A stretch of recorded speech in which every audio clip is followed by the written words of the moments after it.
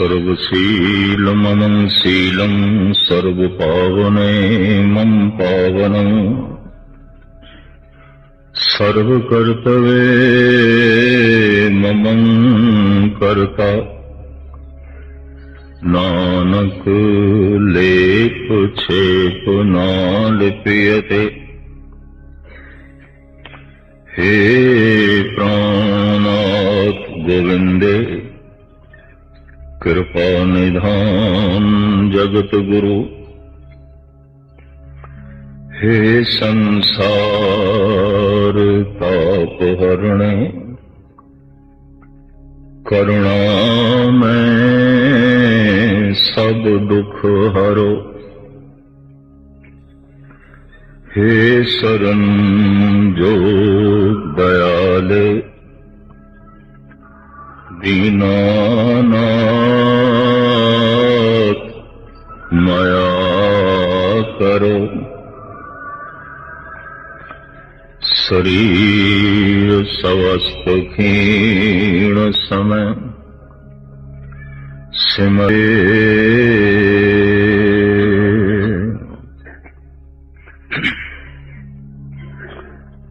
गुरु रूप साथ समझियो फतेह प्रवान करने। वाहिगुरु जी का खालसा वाहिगुरु जी की फतेह।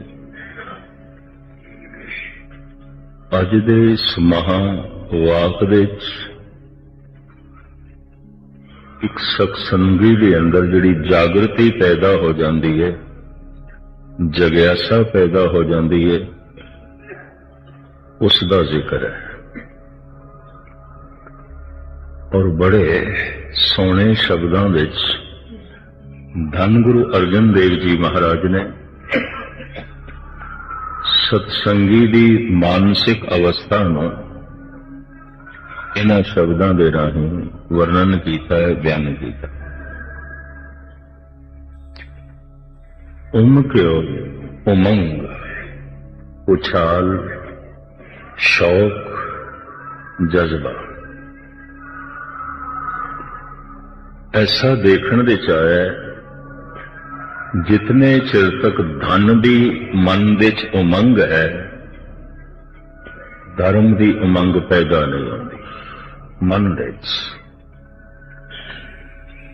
कहंदे ने मन दे च दो विपरीत प्यासां, दो विपरीत भुखां नहीं रह सकदियां, इक्को ही रहेगी। जितने चिर तक संसार दी ते पदार्थां दी उमंग है, परमात्मा दी उमंग पैदा ही नहीं होंदी ही नहीं। अगर सत्संगी इस ढंग नाल सोचन ये उमंग क्यों नहीं पैदा होती, तो इको ही कारण है, परमात्मा दी उमंग इस वास्ते नहीं पैदा हुई, पदार्थां दी उमंग। धर्म दी प्यास इस वास्ते नहीं पैदा हुई, अजे ते धन दी प्यास बड़ी प्रबल है, बड़ी प्रबल। ये दो तरह की प्यास जो बिल्कुल विपरीत है, इको समय मन दे च नहीं रहे। इस बुनियादी नुकते नूं चेते रख लेना। कथा एक ऐसा विषय जिहदी शुरुआत ना सुनी होवे ना, विचकार ते आखिरत कुछ पल्ले नहीं पैंदा। इस वास्ते मैं कई दफा रिपीट करदा, जिहड़े स्रोते बाद दे चाहुंदे ने उन्हां नूं भी पहल दा पता चल जाए, सार दा पता चल जाए। मैं फिर दोहरावां, दो विपरीत प्यासां, दो विपरीत मंगां मन दे च नहीं रहिंदियां। दो विपरीत तरह दी उमंग मन दे च नहीं रहिंदी। परमात्मा दी प्यास नहीं पैदा हुई, उमंग नहीं पैदा हुई, तो अजे पदार्थां तो मन नहीं रजिया, नहीं रजिया। कहंदे ने लोड़ां मनुख दियां सीमत ने, जितनियां पशु दियां ने उतना ही मनुख दियां ने। भुख पशु नूं लगदी है कि भुख की पूर्ति वास्ते वो रिजक की तलाश करता है, दौड़ता है। कई दफा साडे नालों भी बड़ी लंबी मुसाफरत तय करता है रिजक की तलाश दे। प्यास पशु नूं भी लगती है। सर्दी गर्मी तो उसनूं भी अपने जिस्म नूं बचाना पैंदा है। अपने मासूम बच्चों की बड़ी ममता नाल वो भी पालना करते हैं। सारा दिन पंछी दाना दुणका चुगते हैं और आके अपने बच्चों के मुंह च पाते। कई दफा खोजी पुरुष कहते ने जिन्ने दाने उन्होंने चुगे होंगे ने बड़ी मुश्किल नाल उन्हां दी पूर्ति होगी, पर अपने बच्चों के मुंह च पा देंगे। ममता उन्हां च भी बड़ी प्रबल है, बड़ी प्रबल है। सर्दी गर्मी तो वह भी अपने आप को बचाते हैं। भुख प्यास उन्हां दे अंदर भी पैदा हो जाती है। जिथे तक शरीरक लोड़ां की गल है, पशु ते मनुख दियां इको ही ने, इको ही ने। लेकिन मनुख पशु नालों न्यारा उत्थे आउंदा है, लोड़ की सीमा है, लोभ की सीमा नहीं है। लोभ मनुख दे च आउंदा है, पशुआं च नहीं आउंदा। किसी भी पंछियां दे घोंसले दे कल वास्ते दाने नहीं आउणगे। अज जो कुछ चुग लिया चुग लिया, कल वास्ते कोई स्टॉक नहीं है, कल वास्ते उन्हां कोल कुछ भी नहीं है। कल वास्ते पशु पक्षी कुछ भी नहीं बचांदा। 7 पीढ़ियां दे खाण वास्ते भी कईयां दे घरां च बहुत होवेगा। जे 7 पीढ़ियां भी खान ते मुकेगा नहीं, पर भुख ते अजे भी है। भुख लोभ बन गई है, लोभ। जैसे भोजन सामने पे है तो मैनू भुख लगी है, भुख की सीमा है। 2 प्रसादे छक लवांगा, 3 छक लांगा, 4 चलो 8 छक लवांगा, सीमा तो है ना। भुख की सीमा है, लेकिन स्वाद की सीमा नहीं है। और स्वाद वस होके मैं पता नहीं कितना खाई जावा, सारा दिन खाई जावा। स्वाद की सीमा नहीं है, भुख की सीमा है। लोड़ की सीमा है, लोभ की सीमा नहीं है। लोभ किधरे भी अपनी सीमा नहीं रखता। लखापति बन गया, फिर करोड़ापति बन गया, फिर अरबापति बन गया। अमेरिका के एक धनाड़ की मैं जीवन कथा पढ़ रहा सी, किताब उसकी जीवन कथा।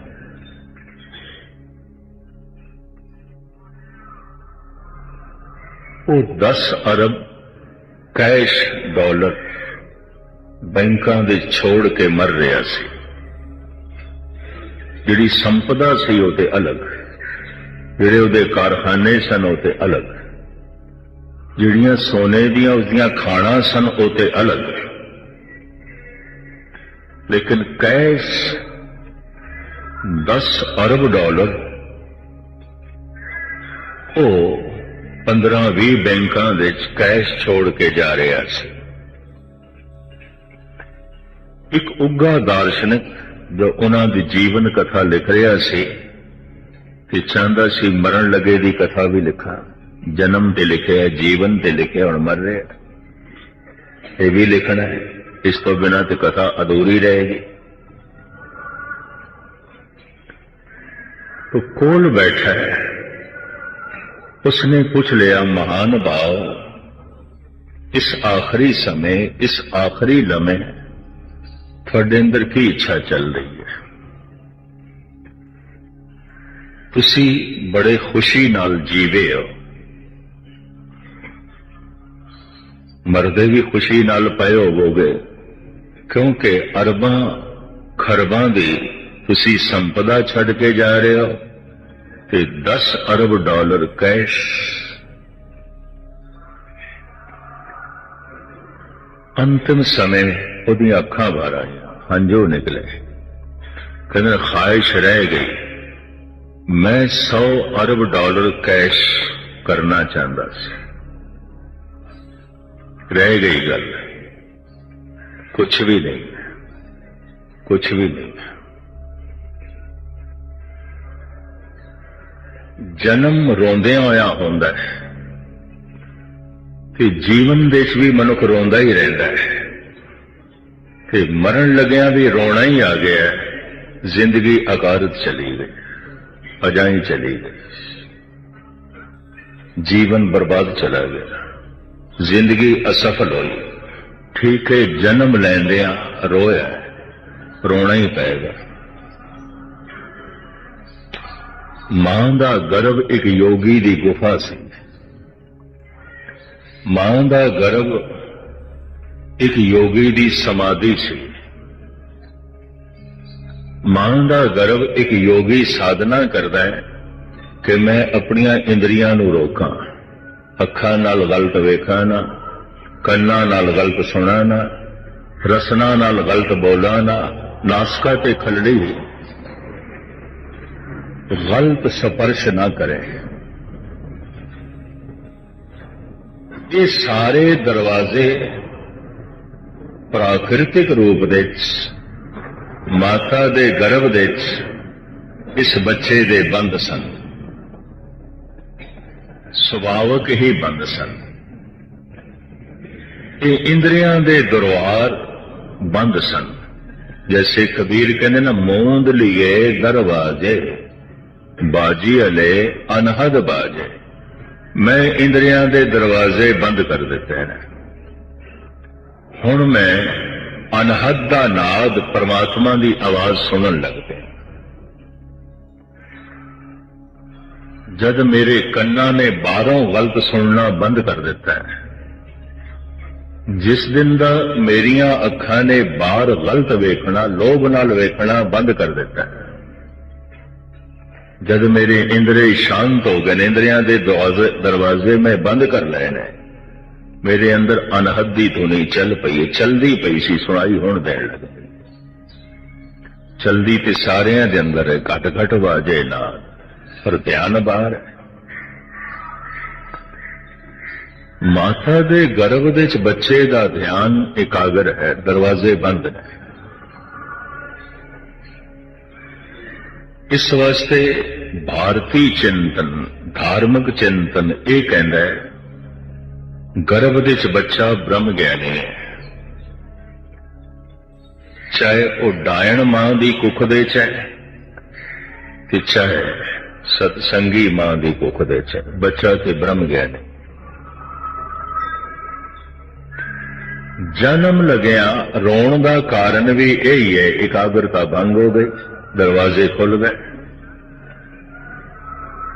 कुछ तन ने स्पर्श कर लिया, कुछ अखां नूं दिखाई दिता है, कुछ कन्नां दे च बाहर दीयां आवाजां पैण लग पईयां, दरवाजे खुल गए, एकाग्रता भंग हो गई। तो एकाग्रता दे च जिहड़ा महारस सी वो भी जांदा रहा, चीख निकल गई बच्चे की। बच्चा जमदा होया हसदा नहीं, रोंदा है, फिर जीवन भर भी रोंदा ही है। जवान भी रो रहे हैं, बुढ़े भी रो रहे हैं, कोल बैठ के सुन लो इन्हां दे रोने, सिर्फ रोने तो बिना और कुछ भी नहीं होगा। मैं उस दिन भी अर्ज की सी, डिस्ट्रिक्ट बन्नू दे संत बाबा भगत सिंह नाबीना सन, बड़ी जुड़ी हुई आत्मा। जद कोई प्रश्न करने वास्ते आए, जद कोई पूछण वास्ते आए, यही कहते सन, है होर आ गए ने रोंदे हुए कि होर रोना लेके आ गए कि होर रोना ले रोने ही आने ने बंदियां कोल होर की है मनुखां कोल रोने ही आउंदे ने जमिया रोंदा होया जीविया रोंदा होया ते मरण लग्या भी रो रहा है आया रोंदा होया जांदा भी पिया रोंदा होया जिंदगी अकारत चली गई अजाई चली गई बर्बाद चली गई जमिया रोंदा होया क्योंकि एकाग्रता भंग हुई है जीविया रोंदा होया क्योंकि कोई महारस नहीं मिले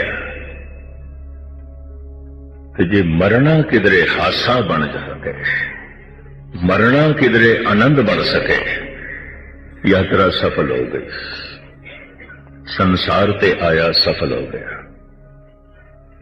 जिसका मरना आनंदमयी नहीं है समझ लेना उसका जीवना दुखमयी है जन्म ते दुखमयी है जन्म ते दुख है जिंदगी अकारत गई व्यर्थ गई इस वास्ते कहते मौत परचा है कि हल कर सके है कि नहीं मरण लगया आनंदमयी है कि नहीं जिस मरने ते जग डरे मेरे मन आनंद ये बोल कबीर दे दसदे पैने जीवना सफल हो गए जिंदगी सफल हो गई अवतारी पुरुष जेड़े जन्म मरण की लालसा च नहीं आउंदे ते लोकां दा जन्म मरण मिटाण वास्ते जन्म ले लेंदे ने जन्म मरण दो होमे नाए जन परोपकारी आए इन्हां बारे धार्मिक अनुभवी पुरुष कहंदे ने हसदे होए आउंदे ने प्रसन्न चित आउंदे जैसे तुलसा दाई ने कह दिता सी इस तरह का बालक मैं नहीं देखा जो मुस्कुरांदा होया आवे इहदा मतलब है जगत नूं खुशियां देवेगा मुस्कुराहटां देगा कुछ आनंद वंडण आया जिहड़े आउंदे ही रोंदे होए ने जींदे ही रोंदे होए ने ते इन्हां कोल सिवाए रोणियां ते सियापियां तो इलावा होर की मिलेगा भरा दा गिला आउंदा है मैनूं भरा सुख नहीं दे सकिया बच्चियां दे गिले आउंदे ने मैनूं मां बाप तो सुख नहीं मिलिया मां बाप दे गिले आउंदे ने सानू बच्चियां ने सुख नहीं दिता पत्नी दे गिले आउंदे ने पति तो कोई सुख नहीं मिले पति का भी गिला आउंदा है भावें उपरों शुकराना करे भी पत्नी तो कोई सुख नहीं मिल सकता सिवाय रोने धोने तो पल्ले और कुछ भी नहीं मिला जमिया रोंदा होया है जीविया रोंदा होया अगर मरना आनंदमयी हो सके तो संसार ते आया सफल हो गया जी मरना भी रोंदे होया है फिर कुछ भी नहीं है फिर कुछ भी नहीं है वो अरबा खरबा पति मरण लग्या भी रोन लग पिया कहंदा 100 अरब जमा करने सन कुछ भी नहीं होया घाटे च जा रहे हैं 90 अरब के घाटे च जा रहे हैं कुछ भी नहीं कुछ भी नहीं मैं एक दफा फिर अर्ज करा भुख लगी है भोजन की भुख की सीमा है 2 प्रशादे छक लवांगे 4 6 8 सीमा है पर स्वाद की कोई सीमा नहीं कोई सीमा नहीं है मनुख पशु की तरह सारा दिन भी चल सकता है सारा दिन भी चल सकता है बल्कि कई दफा तो ऐसा होता है सारा दिन सोचता ही रहता है हुण की खावां हुण की खावां हुण की खावां कारण स्वाद की सीमा नहीं है भुख की सीमा है लोड़ां की सीमा है कितने क कपड़े चाहिए ने 2 साल पहले जो महान अभिनेत्री फिल्म इंडस्ट्री मनी हुई हीरोइन तमिलनाडु ਰਾਜਨੀਤੀ ਵਿੱਚ ਆਈ ਮੁੱਖ ਮੰਤਰੀ ਬਣ ਗਏ। ਉਹਦੇ ਘਰ ਦੇ ਛਾਪੇ ਪਏ, ਉਹਦੇ ਪਹਿਨਣ ਦੀਆਂ 1400 ਸਾੜੀਆਂ ਨਿਕਲੀਆਂ, 200 ਜੋੜੇ ਪਹਿਰਾਂ ਦੇ ਤੇ 100 ਜੈਵਲਰੀ ਦੇ ਸੈੱਟ ਸਨ, 100 ਤਰ੍ਹਾਂ ਦੇ ਗਹਿਣਿਆਂ ਦੇ ਸੈੱਟ। ਅੰਬਾਰ ਲੱਗਿਆ। ਲੋੜ ਦੀ ਸੀਮਾ ਹੈ, ਲੋਭ ਦੀ ਸੀਮਾ ਨਹੀਂ ਹੈ। ਤੇ ਫਿਰ ਵੀ ਉਸ ਤੇ ਕੇਸ ਚਲੇ, ਇਹਨੇ ਕਰੋੜਾਂ ਦੇ ਗਬਨ ਕੀਤੇ, ਇਹ ਕੀਤੇ, ਉਹ ਕੀਤੇ, ਅਜੇ ਵੀ ਚੱਲਦੇ ਪਏ। ਕਹਿਣ ਤੋਂ ਮੁਰਾਦ ਇਹ ਹੈ, ਲੋਭ ਦੀ ਕੋਈ ਸੀਮਾ ਨਹੀਂ ਹੈ, ਲੋੜ ਦੀ ਸੀਮਾ ਹੈ।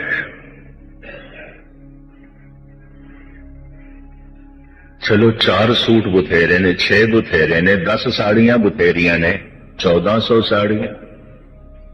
ਦਿਨ ਦੇ ਚ ਬੰਦਾ 6-6 ਦਫਾ ਵੀ ਬਦਲੇ ਤੇ ਵਾਰੀ ਨਹੀਂ ਆਵੇਗੀ 14ਵੇਂ 100 ਦੀ। ਪੈਰਾਂ ਦੇ ਜੋੜੇ 200। ਲੋਭ ਦੀ ਸੀਮਾ ਨਹੀਂ ਹੈ, ਲੋੜ ਦੀ ਸੀਮਾ ਹੈ। ਭੁੱਖ ਦੀ ਸੀਮਾ ਹੈ, ਸਵਾਦ ਦੀ ਸੀਮਾ ਨਹੀਂ ਹੈ।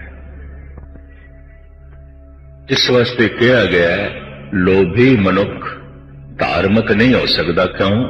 ਲੋਭ ਦੀ ਕੋਈ ਸੀਮਾ ਹੀ ਨਹੀਂ, ਉਹਦਾ ਅੰਤ ਹੋਵੇ ਤੇ ਕਿਧਰੇ ਧਰਮ ਦੀ ਉਮੰਗ ਪੈਦਾ ਹੋਵੇ। ਹੁਣ ਮੈਂ ਦੂਜਾ ਨੁਕਤਾ ਬਿਆਨ ਕਰਨ ਲੱਗਾ, ਇਹਨੂੰ ਵੀ ਧਿਆਨ ਨਾਲ ਸੁਣਨਾ। ਬਹੁਤਾ ਧਨ ਪ੍ਰਾਪਤ ਕਰਕੇ ਇੱਕ ਲਾਭ ਹੁੰਦਾ ਹੈ ਕਿ ਬਹੁਤੇ ਧਨ ਨੂੰ ਪ੍ਰਾਪਤ ਕਰਕੇ ਅਗਰ ਅੰਦਰ ਦੀ ਗਰੀਬੀ ਝਲਕਣ ਲੱਗ ਪਵੇ, ਅੰਦਰ ਦੀ ਨਿਰਧਨਤਾ ਝਲਕਣ ਲੱਗ ਪਵੇ ਕਿ ਕੁਛ ਵੀ ਨਹੀਂ ਹੈ, ਕੁਛ ਵੀ ਨਹੀਂ ਹੈ, ਤਾਂ ਇਹ ਧਨ ਦਾ ਇੱਕ ਬਹੁਤ ਵੱਡਾ ਲਾਭ ਹੈ। ਬਹੁਤੀ ਪ੍ਰਭਤਾ ਸ਼ਕਤੀ ਮਿਲ ਕੇ ਜੇ ਅੰਦਰ ਦੀ ਕਮਜ਼ੋਰੀ ਦਾ ਪਤਾ ਚੱਲ ਜਾਏ, ਕੁਛ ਵੀ ਨਹੀਂ ਹੈ, ਕੁਛ ਵੀ ਨਹੀਂ। तो प्रभुता लाभमयी हो सकती है। बहुता ज्ञान प्राप्त करके जे अंदर दी मूर्खता दा पता चल जाए, अंदर दी मूर्खता दा पता चल जाए, कुछ भी नहीं है। इन्नियां किताबां पढ़ लियां, कख भी नहीं, इन्ना कुछ मैं समझ लिया, कख भी नहीं। इन्नियां मैं डिग्रियां प्राप्त कर लियां, कुछ भी नहीं। बहुता ज्ञान प्राप्त करके अगर अंदर दे अज्ञान का पता चल गया तो बाहर का प्राप्त किया होया ज्ञान लाभकारी है। बस इतना लाभ जरूर है। ज्ञानवान पुरख लिए ज्ञान व्यर्थ हो जाता है, यह भी महसूस करते हैं। सियाणे मनुख ਲਈ धन व्यर्थ हो जाता है, प्रभुता भी व्यर्थ हो जाती है। ਸਿੰਘਾਸਣਾਂ ਲਈ लोग कितने पापड़ बेलते हैं, कितने तरह की हिंसा करते हैं, कितनी भज दौड़ करते हैं, कितना खून पसीना एक करते हैं, और कोई ਸਿੰਘਾਸਣ ਨੂੰ ठोकर मार के चला जाता है। शक्ति दे मिलदे हां, प्रभुता दे मिलदे हां। गोपी चंद राजा सी, भरतरी राजा सी, महात्मा बुद्ध राजकुमार सन, राजे दे लड़के सन, इकलौते लड़के सन। प्रभुता मिलके, शक्ति मिलके अगर अंदर दी कमजोरी दा पता चल जाए, बस ये प्रभुता दा लाभ है। नहीं तो प्रभुता सिर का बोझ है। देखण नूं सिर दे ते ताज होवेगा, नहीं सिर दे उत्ते बोझ है। देखण नूं दिसेगा ਸਿੰਘਾਸਣ ते बैठा है, नहीं ਸਿੰਘਾਸਣ दे सिर दे ते बोझ बने हुए, कुछ भी नहीं है, कुछ भी नहीं है। बहुती प्रभुता प्राप्त करके अगर पता चल जाए अंदर दी कमजोरी ना, तो ये प्रभुता का लाभ है, बहुत बड़ा लाभ है। बहुता धन प्राप्त करके जे अंदर दी गरीबी का पता चल जाए, कुछ भी नहीं, कुछ भी नहीं। ये धन का लाभ है। धनवान बथेरे ने सारी दुनिया विच, धन का इन्होंने लाभ लिया होवे मैनू नहीं दिखाई देता। होवेगा कोई कर, मैं बीज नाश है ऐसा तो नहीं कह रहा, लेकिन नहीं रखे। बहुता धन प्राप्त करके जे अंदर दी गरीबी का पता चल जाए, मुफलिसी का पता चल जाए, कुछ भी नहीं, कुछ भी नहीं। ये धन का लाभ मिल गया। बहुता ज्ञान प्राप्त करके, बड़ा ज्ञान प्राप्त करके अंदर दी अज्ञानता का पता चल जाए, अंदर दी मूर्खता का पता चल जाए। गुस्ताखी माफ मैं दो शब्द कह रहा, बड़े वड्डे वड्डे ज्ञानी होंदे ते अंदरों मूर्ख ही ने, पर पता किसे नूं चलदा है, किसे किसे नूं चलदा है। ये सिर्फ बाहरों ही ज्ञानी होंदे ने। और एक बहुत वड्डे ज्ञानी नूं जे अंदर दी मूर्खता का पता चल गया, ज्ञान का लाभ मिल गया। ठीक है, ये ज्ञान का लाभ है। और बहुती प्रभुता मिलके अंदर दी कमजोरी का पता चल गया, मैं तो कुछ भी नहीं, कुछ भी नहीं। ये प्रभुता का लाभ है। प्रभुता बथेरियां कोलों दी, सिंघासन बथेरियां कोलों दे ने, चौधरी बथेरे बने ने सारी दुनिया च, पर प्रभुता का लाभ कोई कोई लैंदा है। चोटी दे धनवान सारी दुनिया दे ने, बल्कि भारत दे जिस तरह के धनवान ने कई दफा बाहर भी नहीं मिलते। ये भी मैं अर्ज करते हैं, बिरले टाटे जैसे, डालमिए जैसे इतने ही है, बाहर थोड़े ने बहुत।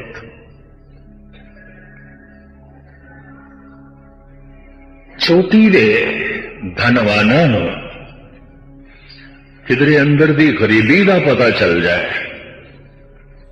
ऐसे धनवान बहुत थोड़े हैं, उंगलियां से गिने जान वाले। ते अंदर दी मूर्खता का पता चल जाए, मूर्खता का पता चल जाए। पढ़िया मूर्ख आखिए, तो पढ़ा लिखा बहुत दार्शनिक फिलासफर भी मूर्ख है। केड़ा जित लब लोभ अहंकार, लोभ वध गया, अहंकार ते वध गया, अंधेरा ते वध गया। ते जब अंदर अंधेरा वध गया तो पढ़ाई की हाक है, कुछ भी नहीं। बहुता ज्ञान प्राप्त करके जे अंदर दी मूर्खता का पता चल गया, अंदर दी अज्ञानता का पता चल गया, ये ज्ञान का लाभ है। तो इस तरह के ज्ञान तो लाभ कोई कोई लेंदा, कोई कोई लेंदा। धन बतेरियां कोल है, धन तो लाभ कोई कोई लेंदा। शक्ति बतेरियां कोल है, शक्ति तो लाभ कोई कोई लेंदा है। 50 साल हो गए साडा देश आजाद होया, कितने चौधरी कितने सिंघासना ते बैठे उतरे, पर इन्हां विच एक भी जनक वर्गा नहीं है, महाराजा रणजीत सिंह वर्गा नहीं, एक भी नहीं।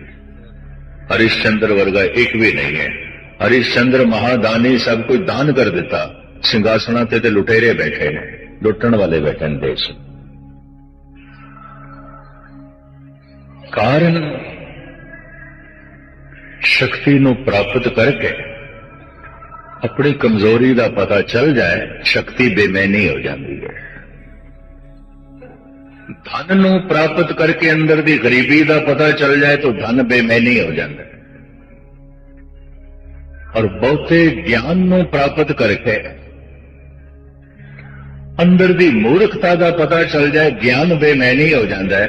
ज्ञान व्यर्थ हो गया, धन व्यर्थ हो गया, शक्ति की प्रभुता व्यर्थ हो गई। ये बंदा किस तरह जीवे? इधर अंदरों फिर सच्ची उमंग पैदा होती है परमात्मा की, उदों पैदा होती है, उस तो पहले नहीं होती, कतई नहीं होगी। ये भी मैं अर्ज करा, जितने चिर तक कोई चौधरी पना लभ रहा है, प्रभुता लभ रहा है, अजे ते ये बाहर की कमजोरी नूं ढकण की कोशिश पे करदा, जे अंदर की कमजोरी की तरफ इसका ध्यान नहीं किया। बड़ियां डिग्रियां हासिल कर रहा है, बड़ा कुछ पढ़ रहा है, अजे ते बाहर दे ज्ञान नाल उलझिया होया है, अजे ते बाहर दे अर्थ बहुत नाल उलझिया होया है, अजे अंदर दी मूर्खता नूं दूर करे, अजे इस पासे इसका ध्यान भी नहीं है।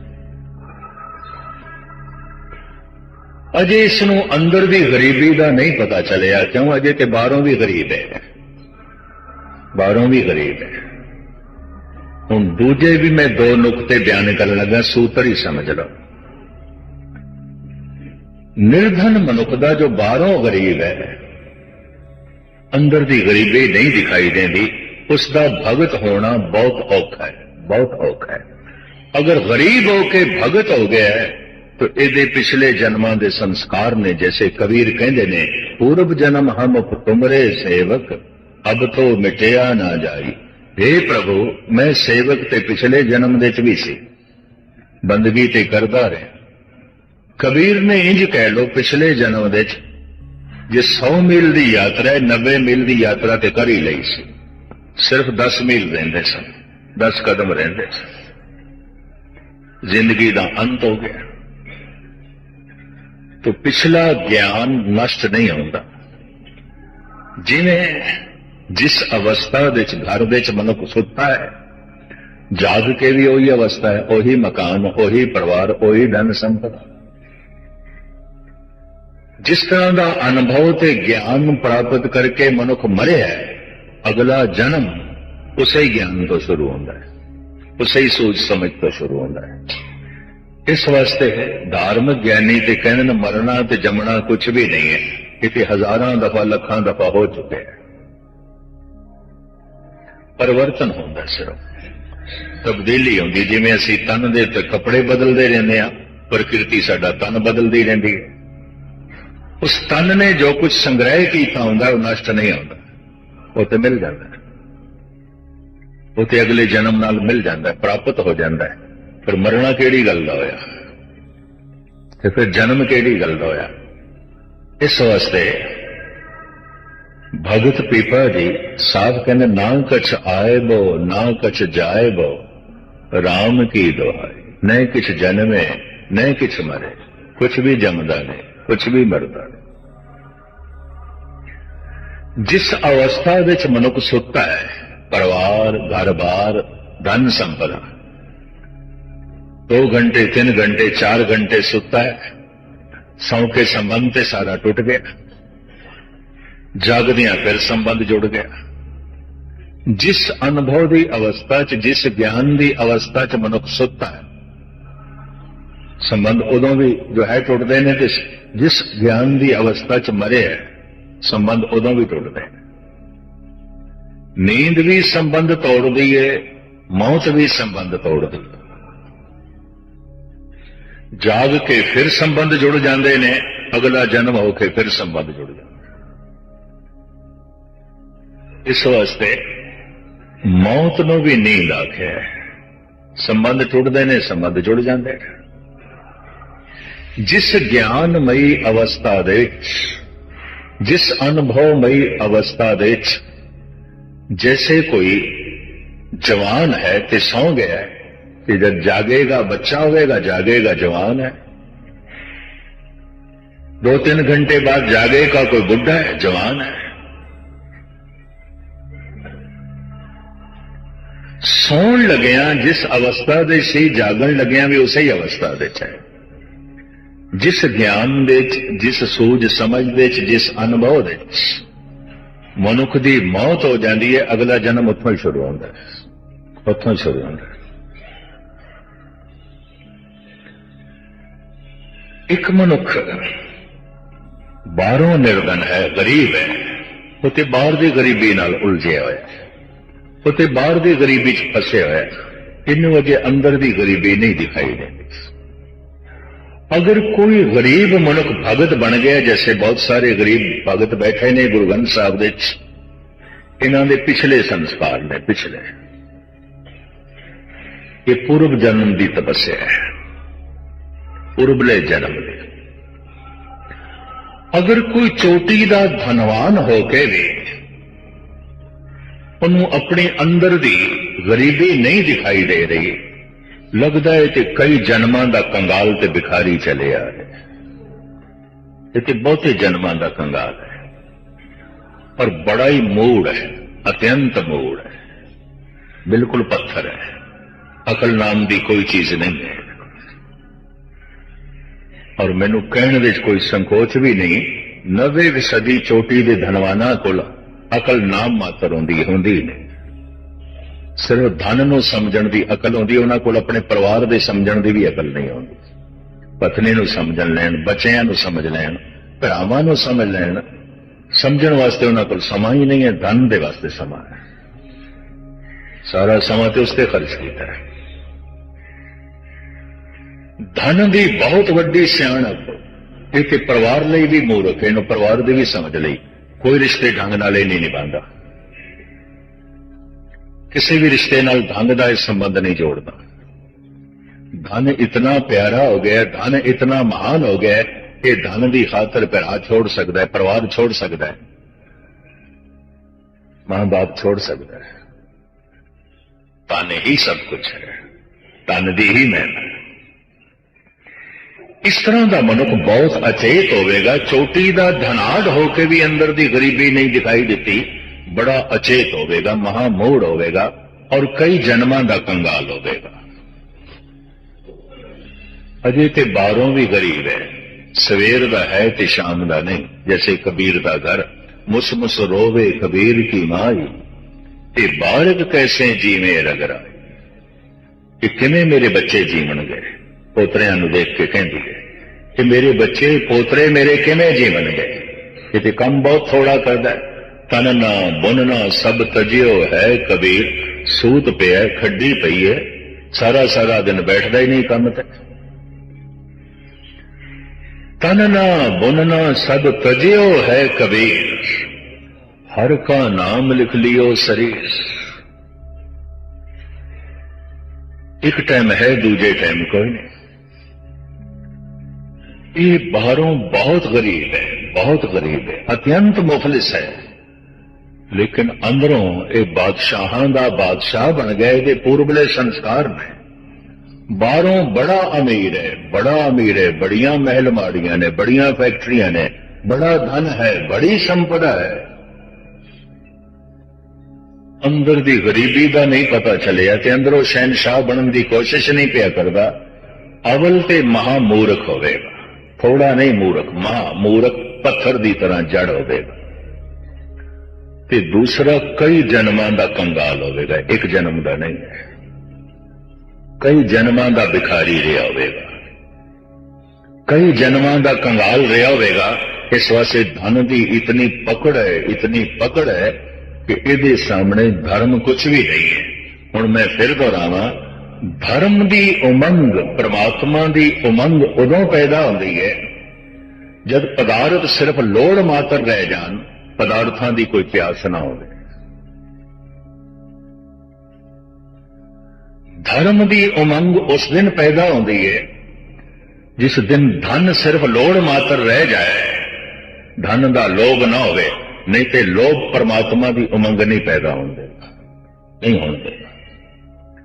ਇੱਥੇ ਬੈਠ ਕੇ ਆਪਾਂ ਫੈਸਲੇ ਕਰੀਏ, ਗੁਰਦੁਆਰੇ ਆ ਕੇ ਵਿਚਾਰ ਹੀ ਤੇ ਕਰਨੀ ਹੈ। ਗੁਰੂ ਦੁਆਰੇ ਹੋਏ ਸੋਝੀ ਪਾਏ ਸੀ। ਅਗਰ ਇਹ ਉਮੰਗ ਜਿਸ ਦੇ ਅੰਦਰ ਵੀ ਨਹੀਂ, ਮੇਰੇ ਅੰਦਰ ਨਹੀਂ ਜਾਂ ਤੁਹਾਡੇ ਅੰਦਰ ਨਹੀਂ, तो समझ लेना लोभ है। अजे इतना धन का प्रबल लोभ है, धर्म की उमंग नहीं पैदा हुई। अजे पदार्थों की इतनी प्रबल प्यास है, परमात्मा की प्यास नहीं पैदा हुई। कि परमात्मा की प्यास पैदा हो सके, ये उन्हां लोगों के अंदर नहीं पैदा होती जिन्हां दे अंदर पदार्थों की बड़ी प्रबल प्यास है, बड़ी उसे च उलझे रहते हैं, उसे च उलझे रहते हैं। नहीं पैदा हुई तो समझ लेना अजे पदार्थों की प्यास, ताही परमात्मा की प्यास नहीं पैदा हुई। मन परमात्मा ने ऐसा बनाया है कि दो प्यासां कट्ठियां नहीं रहणगियां, दो तरह की उमंग इकट्ठी नहीं रहेगी। असी कहते थे हाँ सतगुरु ने सानू राजयोगी बनाया, नहीं राज तो निर्लेप हो जाएगा, होवेगा राजा निर्लेप हो जाएगा, राजपाट की पकड़ नहीं रह जाएगी, क्योंकि उसको अपने अंदर की कमजोरी दिखाई दे दी। ਉਹ ਹੁਣ ਅੰਦਰ ਦੀ ਕਮਜ਼ੋਰੀ ਨੂੰ ਦੂਰ ਕਰਨ ਦੀ ਕੋਸ਼ਿਸ਼ ਕਰੇਗਾ। ਉਹਦੇ ਅੰਦਰ ਧਰਮ ਦੀ ਉਮੰਗ ਪੈਦਾ ਹੋ ਜਾਏਗੀ, ਜੈਸੇ ਜਨਕ ਦੇ ਅੰਦਰ ਪੈਦਾ ਹੋ ਗਈ। ਉਜੈਨ ਤੇ ਧਾਰ ਸਟੇਟ ਦਾ ਰਾਜਾ ਭਰਤਰੀ ਉਹਨੂੰ ਅੰਦਰ ਦੀ ਕਮਜ਼ੋਰੀ ਦਿਸ ਪਈ ਤੇ ਕੁਝ ਵੀ ਨਹੀਂ। ਸਿਧਾਰਥ ਨੂੰ ਜੋ ਇਕਲੌਤਾ ਲੜਕਾ ਹੈ, ਰਾਜਕੁਮਾਰ ਹੈ, ਅੰਦਰ ਦੀ ਕਮਜ਼ੋਰੀ ਦਿਸ ਪਈ ਤੇ ਕੁਝ ਵੀ ਨਹੀਂ, ਤੇ ਮਹਿਲ ਮਾੜੀਆਂ ਤੇ ਕੁਝ ਵੀ ਨਹੀਂ। ਇਹ ਪੁਰਬਲੇ ਸੰਸਕਾਰ ਨੇ, ਨਹੀਂ ਤੇ ਹੁੰਦਾ ਨਹੀਂ। ਕਈ ਦਫਾ ਕਈ ਜਨਮ ਮਨੁੱਖ ਦੇ, ਕਈ ਜੀਵਨ ਪਦਾਰਥਾਂ ਦੀ ਭੁੱਖ ਦੇ ਵਿੱਚ ਬਤੀਤ ਹੋ ਜਾਂਦੇ ਨੇ, ਪਰਮਾਤਮਾ ਦੀ ਭੁੱਖ ਪੈਦਾ ਹੀ ਨਹੀਂ ਹੁੰਦੀ। ਧਨ ਸੰਪਦਾ ਦੀ ਪਿਆਸ ਦੇ ਵਿੱਚ ਬਤੀਤ ਹੋ ਜਾਂਦੇ ਨੇ, ਪਰਮਾਤਮਾ ਦੀ ਪਿਆਸ ਪੈਦਾ ਹੀ ਨਹੀਂ ਹੁੰਦੀ। ਕਿ ਇੱਥੇ ਬੈਠੇ ਬੈਠੇ ਅੱਜ ਨਿਰਣਾ ਕਰਨਾ ਹੈ, ਫੈਸਲਾ ਕਰਨਾ ਹੈ, ਉਮੰਗ ਨਹੀਂ ਪੈਦਾ ਹੋਈ ਤਾਂ ਉਮੰਗ ਅਜੇ ਸੰਸਾਰ ਦੀ ਹੋਵੇਗੀ, ਪਦਾਰਥਾਂ ਦੀ ਹੋਵੇਗੀ, ਪ੍ਰਭਤਾ ਦੀ ਹੋਵੇਗੀ, ਜਾਂ ਬੈਰੂਨੀ ਗਿਆਨ ਦੀ ਹੋਵੇਗੀ। ਬਾਹਰ ਦੀ ਮਿਲੀ ਹੋਈ ਪ੍ਰਭਤਾ ਨੇ ਅੰਦਰ ਦੀ ਕਮਜ਼ੋਰੀ ਦੇ ਦਰਸ਼ਨ ਨਹੀਂ ਕਰਾਏ ਤੇ ਕੀ ਪ੍ਰਭਤਾ, ਕੀ ਮਨਿਸਟਰੀ, ਕੀ ਇਹ ਚੌਧਰਪਣਾ, ਕੁਝ ਵੀ ਨਹੀਂ ਹੈ, ਕੁਝ ਵੀ ਨਹੀਂ ਹੈ। ਬਾਹਰ ਦੇ ਧਨ ਨੇ, ਬਹੁਤੀ ਧਨ ਸੰਪਦਾ ਨੇ ਅੰਦਰ ਦੀ ਗਰੀਬੀ ਦੇ ਦਰਸ਼ਨ ਨਹੀਂ ਕਰਾਏ ਤੇ ਕਾਹਦਾ ਧਨ ਹੈ, ਇਹ ਕੀ ਧਨ ਹੈ, ਕੁਝ ਵੀ ਨਹੀਂ, ਕੁਝ ਵੀ ਨਹੀਂ ਹੈ। ਪਰ ਜਿਹਦੇ ਲਈ ਧਰਮ ਧਨ ਸਭ ਕੁਝ ਹੈ, ਉਹਦੇ ਲਈ ਧਰਮ ਬੇਮੈਨੀ ਹੋ ਜਾਂਦਾ ਹੈ। ਜਿਹਦੇ ਲਈ ਪ੍ਰਭਤਾ ਹੀ ਸਭ ਕੁਝ ਹੈ, ਉਹਦੇ ਲਈ ਪ੍ਰਭੂ ਕੁਝ ਵੀ ਨਹੀਂ ਹੈ, ਕੁਝ ਵੀ ਨਹੀਂ ਹੈ। ਜਿਸ ਦੇ ਲਈ ਬਾਹਰ ਦਾ ਕਿਤਾਬੀ ਗਿਆਨ ਹੀ ਸਭ ਕੁਝ ਹੈ, ਉਹਦੇ ਲਈ ਅਨੁਭਵੀ ਗਿਆਨ ਕੁਝ ਵੀ ਨਹੀਂ ਹੈ, ਕੁਝ ਵੀ ਨਹੀਂ ਹੈ। ਬਾਹਰ ਦਾ ਗਿਆਨ ਇਹਦੇ ਨਾਲ ਬਸ ਜ਼ਿੰਦਗੀ ਚੱਲਦੀ ਹੈ, ਬਦਲਦੀ ਨਹੀਂ। ਅਨੁਭਵੀ ਗਿਆਨ ਤੇ ਜ਼ਿੰਦਗੀ ਨੂੰ ਬਦਲ ਕੇ ਰੱਖ ਦਿੰਦਾ, ਜੀਵਨ ਨੂੰ ਉਸ ਤਰ੍ਹਾਂ ਦਾ ਨਹੀਂ ਰਹਿਣ ਦੇਗਾ, ਜ਼ਿੰਦਗੀ ਬਦਲ ਜਾਏਗੀ। ਅਨੁਭਵ ਪ੍ਰਕਾਸ਼ ਜੀਵਨ ਨੂੰ ਬਦਲ ਦੇਗਾ, ਜ਼ਿੰਦਗੀ ਨੂੰ ਬਦਲ ਦੇਗਾ, ਜੀਵਨ ਉਹ ਨਹੀਂ ਰਹੇਗਾ। ਉਸ ਅਵਸਥਾ ਦਾ ਅੱਜ ਦੇ ਇਸ ਮਹਾਵਾਕ ਦੇ ਜ਼ਿਕਰ ਕੀਤਾ ਹੈ, ਭਾਵੇਂ ਖੁਲਾਸਾ ਕਰਨ ਨੂੰ ਬੜਾ ਕੁਝ ਹੈ। ਇੱਕ ਇੱਕ ਪੰਕਤੀ ਵਿੱਚ ਮੈਂ ਐਸਾ ਦੇਖਦਾ ਪਿਆ, ਗੁਰੂ ਅਰਜਨ ਦੇਵ ਜੀ ਮਹਾਰਾਜ ਨੇ ਸਾਗਰ ਉਡੇਲ ਦਿੱਤਾ ਹੈ। ਪਰ ਇਸ ਅਸਥਾਨ ਦੀ ਮਰਿਆਦਾ, ਇੱਕ ਹੁਕਮਨਾਮਾ ਜੋ ਆਇਆ, ਉਸਦੀ ਪੂਰੀ ਕਥਾ ਕਰਨੀ ਹੈ, ਵਰਨਾ ਇੱਕ ਪੰਕਤੀ ਐਸੀ ਹੈ, ਇੱਕ ਇੱਕ ਪੰਕਤੀ ਐਸੀ ਹੈ, ਕਈ ਕਈ ਦਿਨ ਪੀਛਾ ਨਹੀਂ ਛੱਡ ਸਕਦੀ। ਇੱਕ ਇੱਕ ਪੰਕਤੀ ਵਿੱਚ ਮੇਰੇ ਪਾਤਸ਼ਾਹ ਨੇ ਸਾਗਰ ਉਮੇ ਜੋ ਹੈ ਉਡੇਲਿਆ ਹੋਇਆ ਹੈ। ਬਹੁਤ ਕੁਝ ਖੁਲਾਸਾ ਕਰਨ ਨੂੰ ਹੈ, ਪਰ ਅਖਰੀ ਅਰਥ ਆਪ ਸਰਵਣ ਕਰਦੇ ਜਾਓ, ਕਿਉਂਕਿ ਤੁਹਾਨੂੰ ਲੇਟ ਵੀ ਨਹੀਂ ਕਰਨਾ, ਤੁਸੀਂ ਕਾਰ ਵਿਹਾਰ ਤੇ ਜੋ ਹੈ ਜਾਣਾ ਹੁੰਦਾ। तो आप इस महावाक नो श्रवण करो, तुच्छ बुद्धि अनुसार अर्थ भाव अर्थ दास आप जी दे सामने रखेगा। एक दफा प्यार नाल आखो सतनाम श्री वाहिगुरू। सूही महला पंजा हुम के ओहियो मिलन प्रगटाई। उमंग पैदा हो गई है परमात्मा नु मिलन दी, फिर विच तड़प पैदा हो गई, उछाल आ गया। ये उमंग इस तरह जिवें विछड़िया होया मासूम बच्चा दूरों मां नूं वेख के एवें हथ पसारदा है, इहनूं उमंग कहंदे। जिवें दिन भर दा प्यासा मनुख सामने किधरे चश्मा वेख लैंदा है, दरिया नूं वेख लैंदा है, सरोवर नूं वेख लैंदा है, कि जैसे उसके अंदर उमंग पैदा होती, खिच पैदा होती है, भज पैदा होती है। इस तरह साहब कहते ने अंदर प्रभु नूं मिलन दी उमंग पैदा हो गई है, उछाल पैदा हो गया, अंदर एक बड़ा परबल वलवला पैदा हो गया। हाँ जी। खोजत तरियो देखाओ प्रे जाई। हुण उमंग बैठण ते नहीं देवेगी, ये उछाल टिके ते बैठण नहीं देगी, ते खोजेगा। खोजत चलो, चल पे खोजते, लभण नूं चल पे। जैसे पहाड़ां दा सीना चीर के जब झरना निकलदा है, बड़ी तेजी बड़ी उछाल, ये भी लभ रहा है सागर नूं। दूर है सागर, रस्ते विच चट्टानां ने उन्हां नाल टकराएगा, रस्ते च वड्डे वड्डे दरख्त आउणगे उन्हां नाल टकराएगा। हो सकदा है मरू थल आवे, वो इसनूं जज़ब करेगा। पता नहीं कितनियां औकड़ां तो लंघ के इस सागर तक पहुंच भी सकेगा कि नहीं। जद कभी इस तरह की गल चले, भाई वीर सिंह जी की एक नज़म मैनू चेते आ जाती है जो उन्होंने पहलगाम विच लिखी सी। वहंदा वगदा पानी तक के दिल मेरा वग टुरिया। वो उमंग है, वो पानी की उमंग है, उन्हें पहाड़ का सीना चीर दिता है। अपना ही सीना चीर के कोई उमंग निकलती है, उछाल निकलता है। यह भी मर्ज करा, इस वास्ते झरने नाल तशबीह दी है। पहाड़ का सीना चीर के पानी निकले, बड़ा उछाल, बड़ी तेजी, जिवें हुणे ही समुद्र नूं जाके मिलना है। चलदियां उसनूं पता चलता है चट्टानां ने, रोड़े ने, अटकाव है।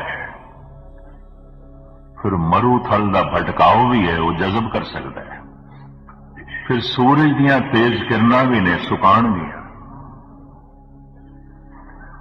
उमंग ते कई दफा पैदा हो जाती है, पर कई दफा इस उमंग दे वगदे हुए वेग नूं संसार दे दुख औकड़ा सुका के रख दें।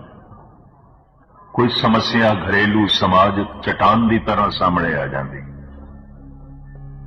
घरेलू समस्या, कोई परिवारिक समस्या चट्टान बन के सामने आ गई, वैन नूं रोक दी।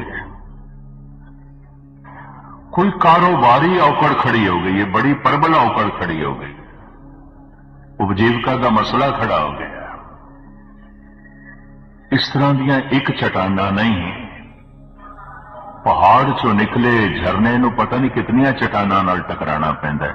भाई वीर सिंह ने दृश्य बड़ा सोहना खिंचिया है। वहंदा वगदा पानी तक के दिल मेरा वग टुरिया। दाढ़ा निर्मल स्वच्छ ते सोना, दिल उस अंदर खुरिया। ऐ पर डाढ़ी चीस सी उठी, जां पत्थरां नाल वज्जा, ठेडे ठुडे खाके आखिर पिछा घर नूं मुड़िया। रस्ते चट्टान आई ते चट्टान नाल जैसे टकराया ते चट्टान ने रुख मोड़ दिता, वापस कर दिता। कोई खड़ी हो गई सामाजिक समस्या, ऐसी खड़ी हो गई, अज नितनेम नहीं कीता, अज गुरुद्वारा चेते नहीं, अपनी समस्या च उलझे रह गए। चट्टान नाल टकराए ते रुख मुड़ गया। शायद कई दिन तक ये रुख मुड़िया रहे। आखिर तुसी गृहस्थी संसार विच रहिंदियां, संसार विच औकड़ां ते हन। कदी कोई समाजिक चट्टान खड़ी हो जाती है, कदी कोई आर्थिक खड़ी हो जाती है, कारोबारी खड़ी हो जाती है, कदी कोई शरीरक हो जाती है। इतना वड्डा नुक्स शरीर विच पैदा हो गया है, उठना औखा, स्नान करना औखा, नाम जपना औखा। मैनू एक सज्जन ते बड़ा माण सी। और दिन मैं दिल्ली मिलन गया, रो पिया ज़ारो ज़ार। मैं कहा मित्रा, तेरे कोल मैनू ये उम्मीद नहीं सी कि शरीर दे ठीक है औकड़ पैदा हो गई है, भयंकर रोग पैदा हो गए हैं। और ये रोग दसदा पिया है कि शरीर अपने अंतिम पड़ाव पे है। और तुसी भी रोवोगे कि मैं नहीं सोचा सी। मैनू कहने लगे, मस्कीन जी, इस दुख करके मैं नहीं रो रहा। अज महीना हो गया इशनान नहीं किया। मैं कि सीसगंज के दर्शनां लई तरस गया। एक दिन नागा पै जांदा सी कदी, ते कितने कितने दिन मैं रोंदा रहिंदा सी। अज महीना हो गया मैं नहीं गया। मैं तो इसलिए रो रहा। आज 1 महीना हो गया, मैं बैठ नहीं सकिया, नितनेम नहीं कर सकिया, मैं तो जप नहीं कर सकिया। फिर मैं रो रहा, तुसी आए हो, थानू ढंग नाल बिठावां, तुहाडा सन्मान करा, मेरे शरीर सतिया ने। मैं तो इसलिए रो रहा। मैं कहा धन है फिर तू, मैं भी उहदे पैरों ते हथ लाया, फिर तू धन। ऐसी हालत विच तैनू गुरुद्वारा सीसगंज चेते आ रहा है, सत्संगी चेते आ रहे ने, गुरु दा नाम चेते आ रहा है, नितनेम चेते आ रहा है। कोई गल नहीं है, ठीक है, मैं तसल्ली दी। मैं कहा ठीक है, कोई गल नहीं। मैं कहा मैनू भुलेखा लग गया। भाई साहब भाई वीर सिंह जी कहते रस्ते च रोड़े आ गए, चट्टाना आ गई, टकराया पानी, पिछे मुड़ पे खड़ी हो गई समाजिक समस्या। कोई कोई दिन नितनेम नहीं होया, गुरुद्वारा भुल गया। वहदा वगदा पानी तक के दिल मेरा वग टुरिया, डाढ़ा निर्मल स्वच्छ ते सोना, दिल उस अंदर खुरिया, ऐ पर डाढ़ी चीस सी उठे, जां पत्थरां नाल वज्जा, ठेडे ठुडे खाके आखिर पिछा घर नूं मुड़िया। पिछे मुड़दे पानी तक के मारी एक किलकारी, ठोकरां बाज न मंजिल मिलदी, दुखां बाज न यारी। बिना ठोकरां तो मंजिल किथे, बिना टकराव तो किथे। कितने टकराव तो, कितनियां औकड़ां तो झरना लंघ के किधरे सागर तक पहुंचता है। ये जीवन धारा परमात्मा तक पहुंचे, रस्ते च बड़ियां परिवारिक औकड़ां ने, रस्ते च बड़ियां आर्थिक औकड़ां ने, रस्ते च बड़ियां शरीरक औकड़ां ने। हुण इन्हां नाल टकरा के कोई अपना रस्ता लभे, इनू सूरज दियां किरणां सुकावन भी ना, इनू मरूथल जज़ब भी ना करे, ते चट्टाना हमेशा लिए इसका रुख भी ना मोड़न, ते पहुंचे परमात्मा तक। कदी कदाई कोई विरले आउंदे ने। चट्टाना ने ऐसे रुख मोड़े, सागरी भुल गए। मरूथल ने ऐसा सुका दिता, सागरी भुल गए। सूरज दियां किरणां ने ऐसा सुका दिता है, सागर नूं ही भुल गए। दुखां ने सुका के रख दिता है, पदार्थां ने अपने विच जज़ब कर लिया, जिवें मरूथल पानी नूं जज़ब कर लिया। चट्टाना ने भाव दे रुख नूं मोड़ दिता है। अचानक कोई संकट खड़ा हो गया, हादसा, उसने ही रुख मोड़ के रख दिता। कदी किसी नूं ना आख्या करो की करिए, मन नहीं लगता, नितनेम करनों जी नहीं कर रहा, कोई होर औकड़ होवेगी और की है। ते हुण ध्यान नाल सुनना, दो तरह की प्यास मन विच नहीं रहिंदी, पदार्थां दी प्यास, परमात्मा दी प्यास नहीं रहिंदी। तुसी आखोगे फिर गुरमत ते राजयोग दा मार्ग है, जिस ढंग नाल राजयोग बयान किया जाता है, मेरे अनुभव च आया है गलत बयान किया जाता है। ठीक है, होंदा ते ओ राजा है, पर राज तो निर्लेप हो जाता है। होंदा ते परिवार दे च है, परिवार तो निर्लेप हो जाता है। होंदा तो धन संपदा दे च है, धन संपदा तो निर्लेप हो जाता है। एक सिंह ने धन गुरु अर्जन देव जी महाराज नूं कह भी दिता सी, ब्रह्मज्ञानी की जो अवस्था बयान की थी कि अस्पर्श थी, जो स्पर्श नहीं करता, सब कुछ कोल आउंदा है तो उहदे च लीन नहीं आउंदा। मिथ्या नाई रसना परस, मन में प्रीत निरंजन दर्श। ये जो नक्शा खिंचे है सतगुरां ने, सिख ने ते शंका पेश की सी, संसार दे च रहिंदा, परिवार दे च रहिंदा, धन संपदा दे च रहिंदा, ते स्पर्श ना करे, सब कुछ दे च रहिंदा होया अस्पर्श रह जाए। ऐसा है कोई? इन्हां अखां नाल मैं देख सकदा? इस तरह का प्रश्न वाशिंगटन विच एक उग्गी डॉक्टर ਭੈਣ ਜਤਿੰਦਰ ਕੌਰ ਨੇ ਮੈਨੂੰ ਕੀਤਾ, ਕਹਿੰਦੇ ਗਿਆਨੀ ਜੀ ਹੁਣ ਮੈਂ ਕਥਾ ਨਹੀਂ ਸੁਣਨੀ, ਕੀਰਤਨ ਵੀ ਨਹੀਂ ਸੁਣਨਾ। ਇਹ ਅਸਪਰਸ਼ ਜਿਸ ਦੀ ਵਿਆਖਿਆ ਗੁਰੂ ਅਰਜਨ ਦੇਵ ਜੀ ਨੇ ਕੀਤੀ, ਤੁਸੀਂ ਕਦੀ ਕੋਈ ਮਨੁੱਖ ਦੇਖਿਆ ਜਾਂ ਇਹ ਸਿਰਫ ਲਿਖਤ ਹੀ ਹੈ? ਇਸ ਤਰ੍ਹਾਂ ਦਾ ਮਨੁੱਖ ਦੇਖਿਆ? ਮੈਂ ਕਿਹਾ 10-15 ਤੇ ਮੈਂ ਦੇਖੇ ਨੇ, ਕੁਝ ਗੁਜ਼ਰ ਗਏ, ਕੁਝ ਮੌਜੂਦ ਨੇ। ਤੇ ਤੁਸੀਂ, ਮੈਂ ਸਮਝ ਗਿਆ ਤੁਹਾਡਾ ਹਿਰਦਾ ਹੁਣ ਤਾਂ ਹੀ ਸੰਤੁਸ਼ਟ ਹੋਵੇਗਾ ਤੁਸੀਂ ਦੇਖੋ। ਕਹਿੰਦਾ ਮੈਨੂੰ ਪੂਰਨ ਦੱਸੋ। ਮੈਨੂੰ ਇੰਨਾ ਪਤਾ ਸੀ ਦਿੱਲੀ 'ਚ ਵੀ ਉਹਨਾਂ ਦੀ ਕੋਠੀ ਹੈ। ਮੈਂ ਕਿਹਾ ਦਿੱਲੀ ਤੋਂ ਨੇੜੇ ਹੀ ਹੈ ਕਾਨਪੁਰ। ਭਾਈ ਬਹਾਦਰ ਸਿੰਘ ਕਿਸੇ ਵਕਤ ਤੇ ਕਰੋੜਾਂ ਦਾ ਉਹਨਾਂ ਦਾ ਬਿਜ਼ਨਸ ਸੀ, ਸਭ ਕੁਝ ਛੱਡ ਛਡਾ ਕੇ ਸਾਰਾ ਬਾਜ਼ਾਰ ਉਹਨਾਂ ਨੂੰ ਸੰਤ ਜੀ ਕਹਿਣ ਲੱਗ ਪਿਆ ਸੀ। ਜੈਨੀ ਵੀ ਸੰਤ ਜੀ ਕਹਿਣ ਲੱਗ ਪਏ ਸਨ। ਹਿੰਦੂ ਲੋਕ ਕੋਲ ਬੈਠਦੇ ਸਨ, ਕਹਿੰਦੇ ਸਨ ਸਰਦਾਰ ਜੀ, ਭਗਤ ਜੀ ਤੁਹਾਡੇ ਕੋਲ ਬੈਠ ਕੇ ਸੁੱਖ ਮਿਲਦਾ ਹੈ, ਤੁਹਾਡੇ ਕੋਲ ਬੈਠ ਕੇ ਆਨੰਦ। ਬਹੁਤ ਵੱਡੀ ਥੋਕ ਦੀ ਦੁਕਾਨ, ਕਈ ਮਿਲਾਂ ਦੀਆਂ ਉਹਨਾਂ ਕੋਲ ਏਜੰਸੀਆਂ, ਸਭ ਕੁਝ ਹੁਣ ਛੱਡ ਛਡਾ ਕੇ ਅੱਠੇ ਪੈਰ ਤੇ ਆਨੰਦ ਵਿੱਚ ਮਗਨ। ਮੈਂ ਕਿਹਾ ਹਾਂ, ਅਸਪਰਸ਼ ਬੰਦਾ ਹੈ। ਇਹ ਗਿਆਨੀ ਜੈ ਸਿੰਘ ਸ਼ੁਗਲ ਜੋ ਤੁਹਾਨੂੰ ਕਵਿਤਾਵਾਂ ਸੁਣਾਉਂਦੇ ਨੇ, ਉਹ ਭੈਣ ਜਤਿੰਦਰ ਕੌਰ ਕਹਿਣ ਲੱਗੇ ਮੈਂ ਕਾਨਪੁਰ ਤੇ ਜਾਵਾਂ, ਮੈਨੂੰ ਦੱਸੇਗਾ ਕੌਣ? ਮੈਂ ਕਿਹਾ ਸ਼ੁਗਲ ਜੀ ਤੁਹਾਨੂੰ ਮਿਲ ਜਾਣਗੇ, ਮੈਂ ਇਹਨਾਂ ਨੂੰ ਫੋਨ ਕਰਦਾ, ਇਹ ਤੁਹਾਨੂੰ ਉਹਨਾਂ ਕੋਲ ਲੈ ਜਾਣਗੇ। ਤੇ ਮੈਂ ਕਿਹਾ ਇੱਕ ਗੱਲ ਯਾਦ ਰੱਖੋ, ਸ਼ੁਗਲ ਜੀ ਨੇਤਰਹੀਣ ਨੇ, ਇਹ ਪਲੇਟਫਾਰਮ ਤੇ ਖੜੇ ਹੋਣਗੇ, ਤੁਸੀਂ ਪਹਿਚਾਣ ਲੈਣਾ, ਇਹ ਤੁਹਾਨੂੰ ਨਹੀਂ ਦੇਖ ਸਕਣਗੇ ਕਿਉਂਕਿ ਨੇਤਰਹੀਣ ਨੇ। ਇਹ ਤੁਹਾਨੂੰ ਲੈ ਜਾਣਗੇ, ਇਹਨਾਂ ਨੂੰ ਪਤਾ ਹੈ ਕਿਉਂਕਿ ਇਹਨਾਂ ਦੇ ਵੀ ਮਿੱਤਰ ਨੇ। ਇਹ ਲੈ ਗਏ, ਵਾਪਸੀ ਟਿਕਟ ਲੈ ਕੇ ਗਏ ਸਨ ਸ਼ਤਾਬਦੀ ਦੀ, ਵੀ ਸਵੇਰੇ ਜਾਣਾ ਹੈ ਤੇ ਸ਼ਾਮ ਨੂੰ ਵਾਪਸ ਆ ਜਾਣਾ ਹੈ। ਇੱਕ ਹਫ਼ਤਾ ਵਾਪਸ ਨਹੀਂ ਆਏ। ਕਹਿੰਦੇ ਇਸ ਬੰਦੇ ਕੋਲ ਉੱਠਣ ਦਾ ਜੀ ਨਹੀਂ ਕਰਦਾ, ਇਸ ਮਨੁੱਖ ਕੋਲ ਉੱਠਣ ਦਾ ਜੀ ਨਹੀਂ ਕਰਦਾ।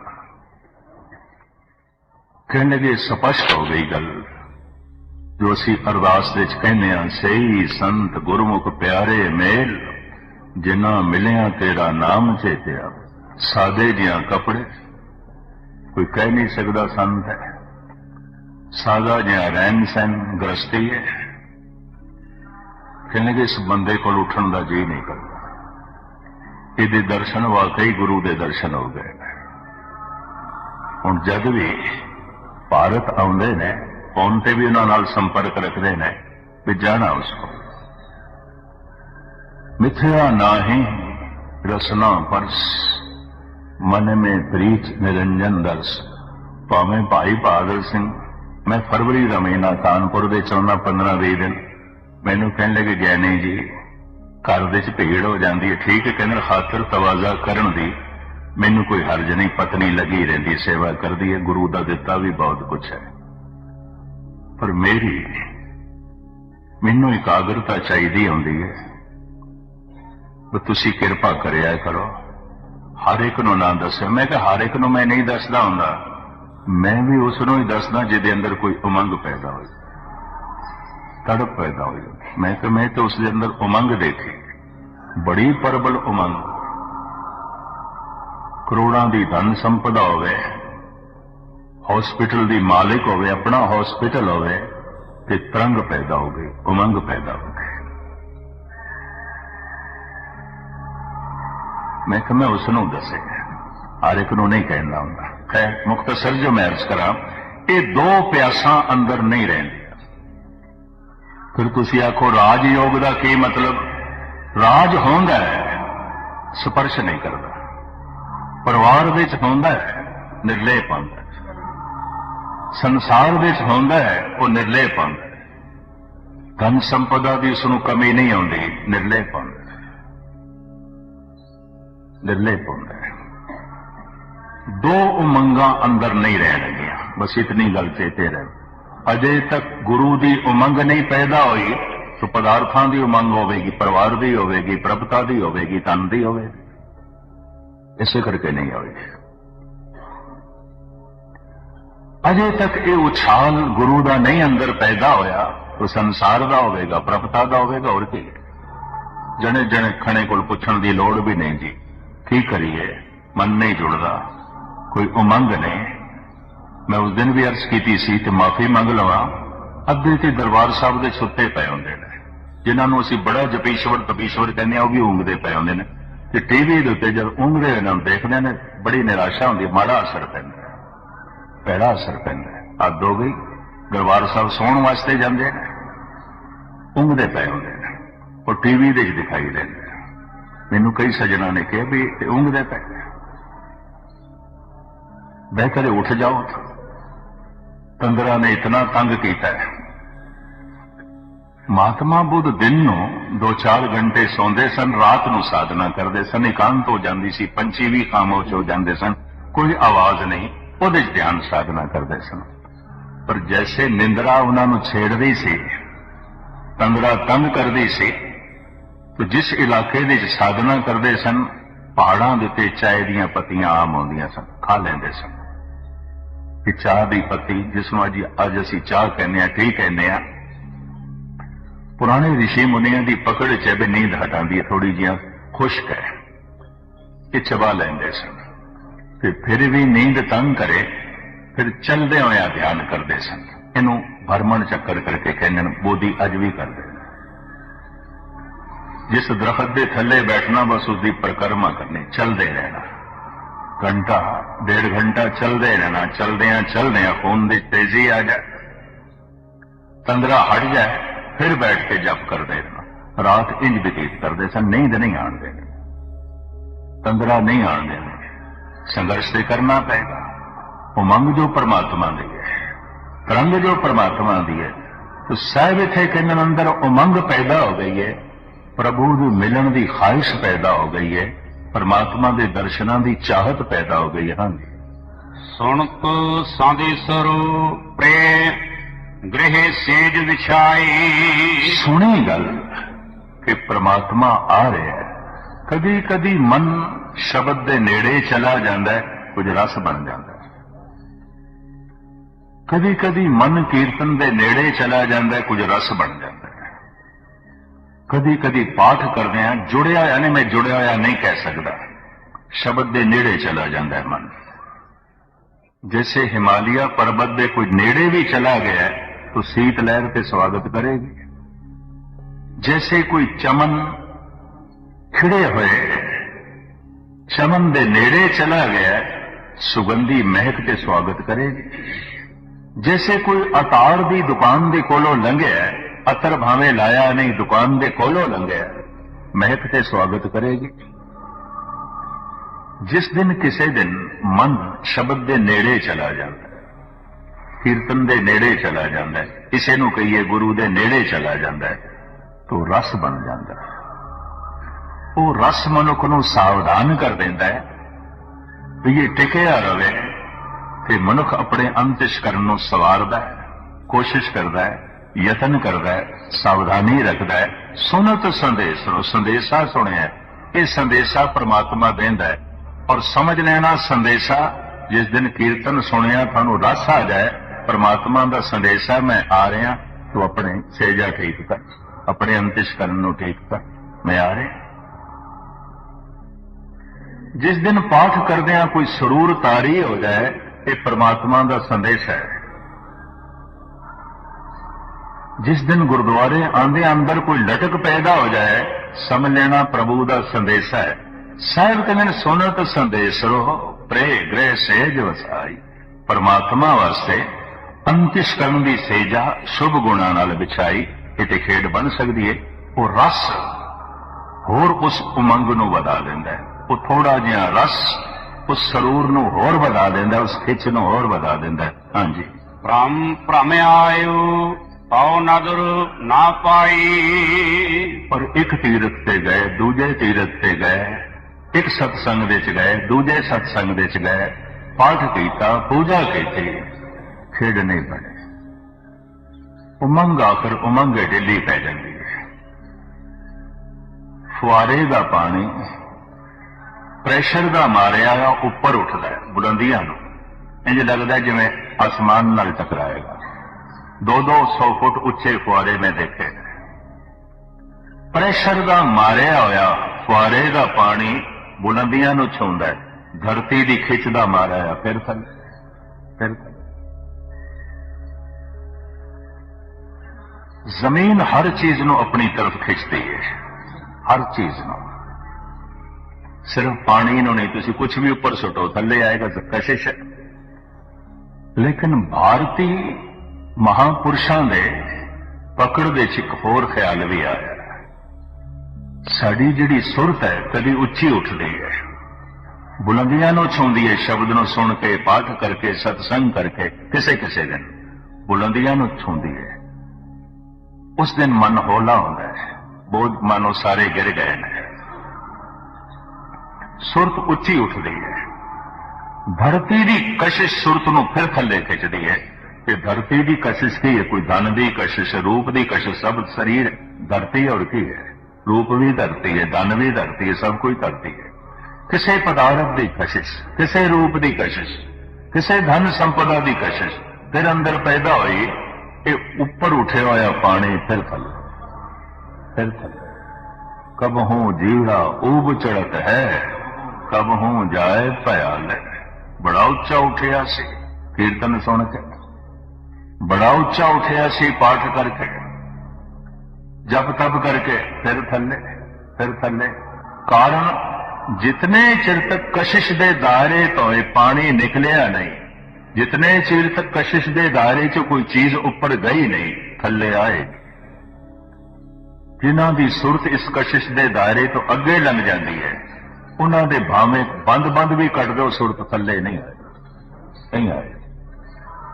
ਚਿਣਦੇ ਉਹਨਾਂ ਨੂੰ ਦੀਵਾਰ ਵਿੱਚ ਜ਼ਿੰਦਾ, ਸੁਰਤ ਥੱਲੇ ਨਹੀਂ ਆਏਗੀ, ਹੈ ਹੀ ਨਹੀਂ ਥੱਲੇ, ਲੰਘ ਗਈ ਇਤਨੀ ਉੱਪਰ, इतनी बुलंदियां से चली गई है, जमीन नहीं खिंच सकती, ना धन खिंच सकता है, ना रूप खिंच सकता है। जमीन की कशिश ही घट गई, जमीन की कशिश ही नहीं रही। जो अस्थूल चीजां दे नाल ये धरती व्यवहार करती है, मनुख की सुरत दे नाल भी करती है, मनुख की समझ दे नाल भी करती है। उच्ची उठी सुरत कि कई दफा मनुख नूं ऐसा ख्याल आता है हुणे हमेशा ही बनी रहेगी, नहीं बनी रहती, चंगिया चंगिया की नहीं बनी रहती। सवेरे बड़े गुरमुख सन, शाम नूं मनमुख बने बैठे ने, सवेरे बड़े संतोषन, शाम नूं लोभी होए बैठे ने, सवेरे ते बड़े शांतमई मिले सन, शाम नूं क्रोधी होए बैठे ने। थल्ले आ गए, पानी थल्ले आ गया, फिर उसे जगह ते आ गए जिथों उठिया सी। यकीन जानो, जप तप करके जिस बुलंदी नूं छोया, कई दफा देखते हैं फिर उसे नीचता दे च आ गए जिथों उठे सी। ये बहुत सारे अभ्यासियों का अनुभव है, भावें कुछ कबूलन भावें ना कबूलन, हकीकत यही है। असलियत है भरम भरम आए, बड़ी मेहनत की, इधर गए उधर गए, उधर जप किया तप किया, एक तीरथ से गए दूसरे तीरथ से गए, खेज ना बने, वो दृश्य नहीं दिखाई देता, और इस तरह भटकना व्यर्थ चली गई। हाँ जी। इन विद ही यारो धीरा ने मानो, किवें ए मन धीरज रखे, किस तरह धीरज रखे? हे परिपूर्ण परमात्मा मिल साजन, हूं तुझ कुर्बान हो, तू मिले ते धीरज होवे, तैथों कुर्बान जाइए, तैथों सदके जाइए, तू मिल, हुण तू मिल ते धीरज बने, तैथों बिना धीरज नहीं रहता। हाँ जी। मिल साजन हाँ तुझ कुर्बानो रहाओ, एका सेज विषय धान कंता। इस तरह आख्या जाता है दूरी ते कुछ भी नहीं है, परमात्मा नहीं दिखाई देता, दूरी करके नहीं दिखाई, ऐसी गल नहीं है। परमात्मा नहीं दिखाई देता इस करके नहीं दिखाई देता बहुत नेड़े, अखां दे उत्ते तस्वीर रख लईए, अखां नूं नहीं दिखाई देती, नेड़े थोड़ी दूरी चाहिए है। ते मैं अक्सर उदाहरण देना हुंदा, अख दे कोई रड़क पै गई है, अखां आसमान नूं वेखदियां, सूरज चंद तारियां नूं वेखदियां, शहर नूं वेखदियां, लखां मनुखां दे इकट्ठ नूं वेखदियां, अंदर एक रड़क पै गई, दूजे नूं कहंदे देख मेरी अख च की पै गया, हद हो गई। अखां इतना कुछ देखदियां हैं, इन्नी जिहियां रड़क बिल्कुल मामूली जी अंदर पै गई है, नहीं दिखाई देंदी पई। क्यों नहीं दिखाई देंदी पई? बहुत नेड़े, बहुत नेड़े। परमात्मा नहीं दिखाई देता है। ये नहीं कि बहुत दूर है, परमात्मा नहीं दिखाई देता, बहुत नेड़े है। अख दे च रड़क पै जाए नहीं दिखाई देती तो वो तो अखां दे विच बैठा होया, अखां किवें वेखण। इस वास्ते आख्या गया कि अखां नहीं वेख सकदियां। नानक से अखड़ियां बेअन देनी जिसंदो मां फिर अखां दे विच है। एक रड़क पै जाए इन्नी नेड़े अख नूं नहीं दिखाई देती, वो तो अखां दे विच बैठा है। इस वास्ते तीजा नेत्र इत्थे मंद ब्राह्मण इत्थे टिक्का लांदे ने, इत्थे तीजी अख मंदे ने अनुभव प्रकाश। उस तीजे नेत्र दे खुलदे ही पता चल जाता है उते बहुत नेड़े रोम रोम दे च है, जर्रे जर्रे दे च है। परमात्मा नहीं दिखाई दे रहा, दूर है ऐसा नहीं है। परमात्मा नहीं दिखाई दे रहा, बहुत नेड़े है, बहुत नेड़े है। तो सुने भी परमात्मा ते जीव स्त्री ते इकट्ठे ने, इको ही सहजाते ने, फिर भी नहीं दिखाई दे रहे। इसे ही शरीर के अंदर परमात्मा बैठा है, नहीं दिखाई दे रहा, नहीं महसूस हो रहा। हाँ जी, कान सूते फिर साधु जागंत। महसूस ना होना, दिखाई ना देना, सब इत्थे कहते ने कि जीव स्त्री सुत्ती पई है, अचेत है। परमात्मा दे च नित दा जागना है, उहदे च सोना नहीं है, ते जीव स्त्री दे च जागना कोई नहीं। कहते ने खुफ्ता रा खुफ्ता एक उन्नत विदार। सुते होए मनुख दा सुते होए मनुख नाल संबंध नहीं जुड़ता। परमात्मा जागे होया है, जीव स्त्री सुती हुई है, ते सुते दा जागे होए नाल भी संबंध नहीं जुड़ता। परमात्मा ते जागे होया, सतगुरु जागता है देव, कि जीवन अचेत है, जीव अचेत है। कहते ने आम मनुख 10-11% जागे हुए ने, बाकी सारिया शक्तियां सुतियां पईयां ने। जिन्होंने असी दार्शनिक कहने, फिलोसफर कहने या चोटी के साइंटिस्ट कह देने, ये 13-14 वध तो वध 15% जागे ने, बाकी ये भी सुते हुए ने। इत्थे तक परमात्मा की उमंग नहीं पैदा होगी। इत्थे किधरे 20% कोई जागे, 21% कोई जागे, जागना होर वध जाए तो यह जागृति इस गल का सबूत होगी, इस मनुख के अंदर दुनिया बेमैनी हो जाएगी, परमात्मा की उमंग पैदा हो जाएगी। नहीं पैदा हुई, सुता होया है, जीवन चेतना सुती हुई। हर उस मनुख को समझ लेना चाहिए जिहदे अंदर उमंग नहीं है, शक्ति सुती पई। हर उस मनुख को समझ लेना चाहिए। साइंटिस्ट के अंदर भी नहीं पैदा होती, बद तो बद 14-15% जागे है। आम मनुखा च नहीं आती, तो 10%, 9 या 11 तक जागे। पशुओं बारे कहने 4-5% जागे है। वनस्पति बारे कहने सिर्फ 1% जागी है, 1%।